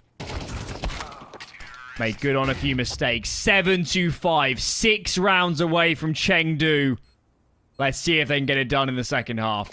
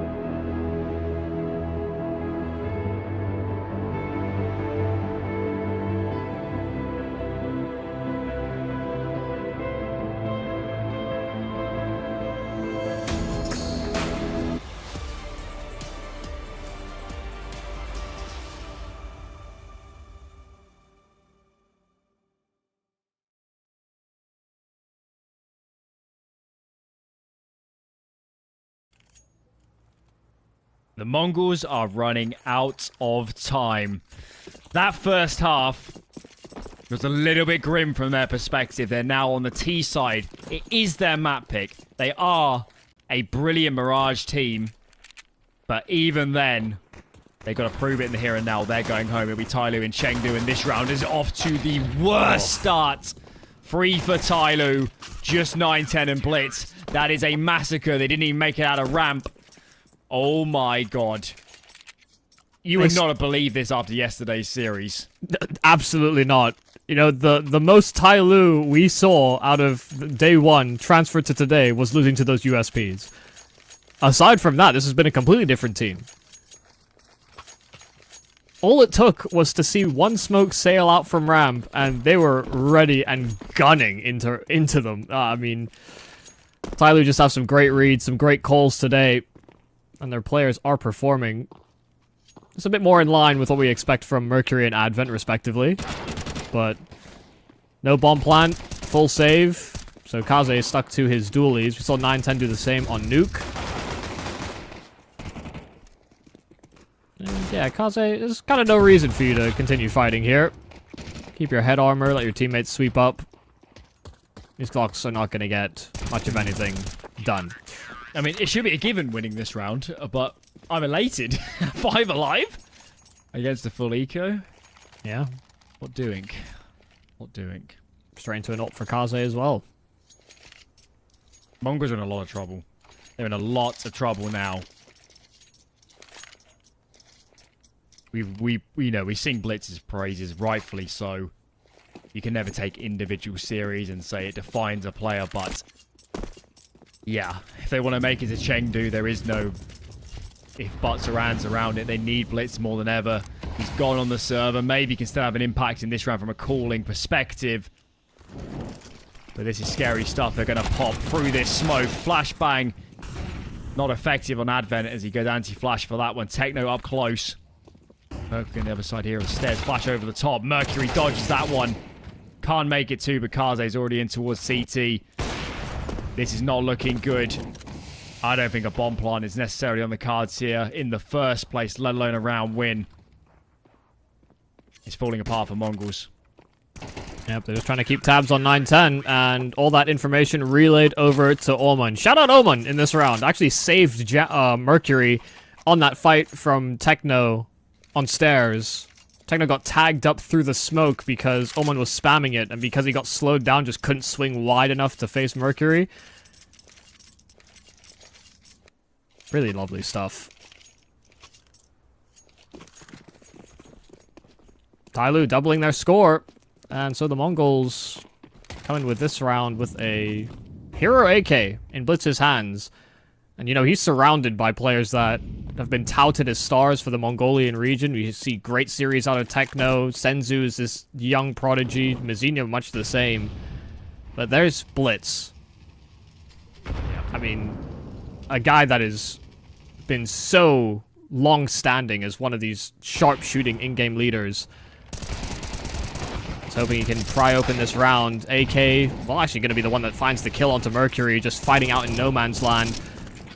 But he's lost all of his teammates.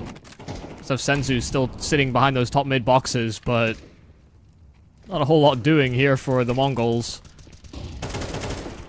Yeah, Flash is good, and they will clean up.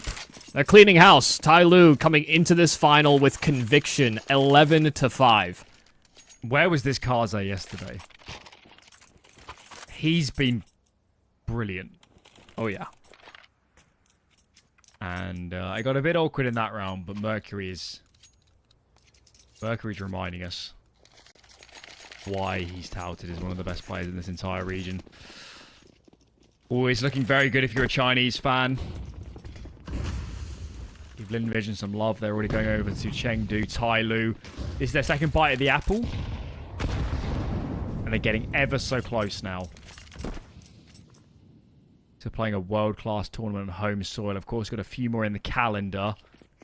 But every one you miss is a painful affair to watch from home.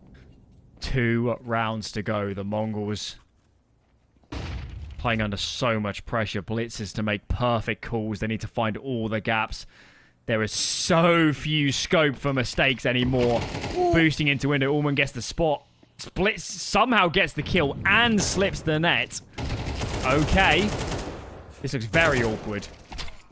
Oh, but Ullman recovers. Let Blitz escape, sure, but finds that kill bottom con and then also collects on Blitz in jungle. So they had a look in on this round, but 9-10 now no longer has teammates, and it's 12 for Tyloo. 1 round away from securing a second team out of the Chinese region for Intel Extreme Masters Chengdu. It's looking brilliant. There were so many times during the last 2 years where it was IHC, now the Mongols, granted quite a different team, making the majors. And I really believed the whole time that Rare Atom actually was the better team. I really do think they had the better players. Their ceiling was higher, but for whatever reasons... bit of a kryptonite. Yeah. They played up against the Mongols, especially in the big high-pressure games. Now with 7 chances to at least even up that scorecard a little bit. This round is scrappy and then some. Mercury is so low. Advent, though, the hero of Nuke chiming in. Mercury gets another. Jamyoung's a finish. There you have it. Tyloo will be heading to IEM Chengdu. Yeah, I mean, have to be happy for them. A long day of best of threes. Their third coming into today. They had a very, very scrappy first day in this qualifier. Almost losing to Wings Up in the upper bracket opening games. And there was a real conversation to be had about whether or not they'd be up to snuff versus the Mongols. But they delivered. I mean, they destroyed them in this best of three. And you could see the path that they took. They go through Wings Up. They get to the Mongols. They get, honestly, beat very handily by the Mongols in the upper bracket finals. And then today, collecting on the Huns and the Mongols alike. I mean, a very deserved Tyloo victory here in the qualifiers. And I always feel like when you're looking at a team and they're losing a lot of those anti-eco rounds, they're making, I don't want to say basic errors, but at least visible, very visible mistakes. You can always actually throw the question of, if they apply themselves for a week on a European boot camp, or maybe, you know, a boot camp now in China when all the teams are over for Chengdu, and really work on these rounds, suddenly, this is a game changer. Suddenly, these games aren't close. Suddenly, we're not making as many mistakes. We're not almost losing to Wings Up in the opener. So, you know, it hasn't been a perfect display from Tyloo, but there is no doubt that their ceiling is very competitive domestically, obviously, and they can definitely play spoiler to some very good teams if they're not taking Tyloo seriously. They absolutely could win series in Chengdu. Yeah, and massively happy for the Tyloo guys, you know, considering they only recently signed with the organization, for them to have a competitive calendar to what the Mongols have offered up. Of course, the Mongols have the Intel Extreme Masters Katowice play-ins coming up soon. Both of these teams are in ESL Pro League in the coming season as well. You know, for them, they have these events to look forward to, as well as the Asia RMR for a spot potentially in Copenhagen. So they both have equally competitive calendars, and they've both been teams that have made recent enough roster moves where they could still say it's a little bit fresh. But for the Tyloo guys, this has to be a massive confidence boost. They beat the Mongols, they get to this event, and they know for certain that they're going to be able to play on home soil as well, with a Chinese player base watching on. Yeah, and as you mentioned, with some of the other tournaments coming up, with RMR slots already guaranteed, you got Lin, you got Tyloo, and you got the Mongols, all bona fide top 30 teams in the world, all very competitive. There's a very good case that Asian Counter-Strike might be in its strongest state. Maybe not in terms of one team, but in terms of having some depth, maybe ever. Yeah. It's really in a good spot, and obviously the more domestic tournaments, they're going to get a few more slots. They're going to get teams playing in their region. They'll be able to play, you know, from home and maybe boot camp and practice against some really good teams. So, of course, commiserations to the Mongols. They do, of course, as you mentioned, have Katowice on the horizon, Pro League, RMRs, all this jazz. So it's not like their season is totally flummoxed. They'll, of course, be disappointed, especially after winning this series itself yesterday. But still some bright spots, and there's no reason why they can't still have good results, is there, in their upcoming tournaments.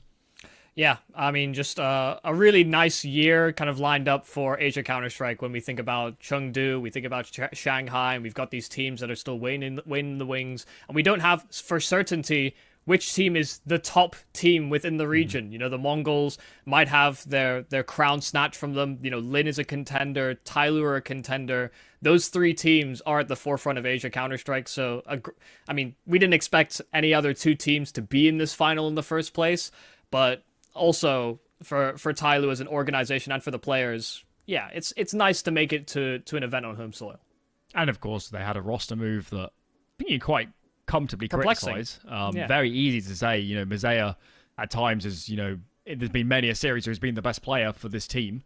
So you have to put your money where your mouth is, and they have qualified. If they continue improving strategically, maybe that move is vindicated in the end. Either way, we're coming to a close here on the Asian closed qualifier for Chengdu. It's been a lot of fun over these 2 days. Always thick and fast, these Asian qualifiers. A little bit fewer teams, but it's been great. I mean, even the teams, of course, the Huns and Wings Up, they couldn't progress so far, but they still had their moments. It's not like, you know, they just show up to here and just get absolutely blasted by the other teams. There is always competitive games, and long may it continue. Asian Counter-Strike seems to be on the up, doesn't it? Oh, it almost certainly is on the up. You know, we have European imports being explored by other organizations. We have a myriad of roster moves. We had the Huns in this tournament just scrapping together a lot of experienced Mongolian players that have all actually played under either IHC or the Mongols. You know, there are teams to look out for. You know, Atox is another one that weren't even in this qualifier. If you put your ear to the floor and watch Asian Counter-Strike, you'll be impressed with quite a few, you know, standout players, some teams that you maybe have to keep an eye out for in some of these showdowns and some of these qualifiers that do seem to happen throughout the calendar. Exciting stuff. Well, that's going to wrap us up. Of course, Chengdu's a little bit later in the calendar. More immediately, Katowice, a little bit of Asian representation there too, as the Mongols will be catching their flight maybe even tomorrow. I'm not sure. Actually, no, they're at their LAN at the moment, aren't Yeah, they? they So are, I guess yeah. Monday morning is the earliest they can fly. That's a quick turnaround, especially with the time difference too. So yeah, that's going to wrap us up here on the A stream here for the closed qualifiers. Said play-ins for Katowice start soon. Group stage 3 days later, and of course playoffs in a couple weekends time. Lots of exciting stuff, and no reason to go anywhere. Your Counter-Strike first will definitely. I can't think of a good word. Be satisfied. There you go. In the end. Either way, that's it from us. We'll see you then. Don't go anywhere. Lots of CS to come. Peace out.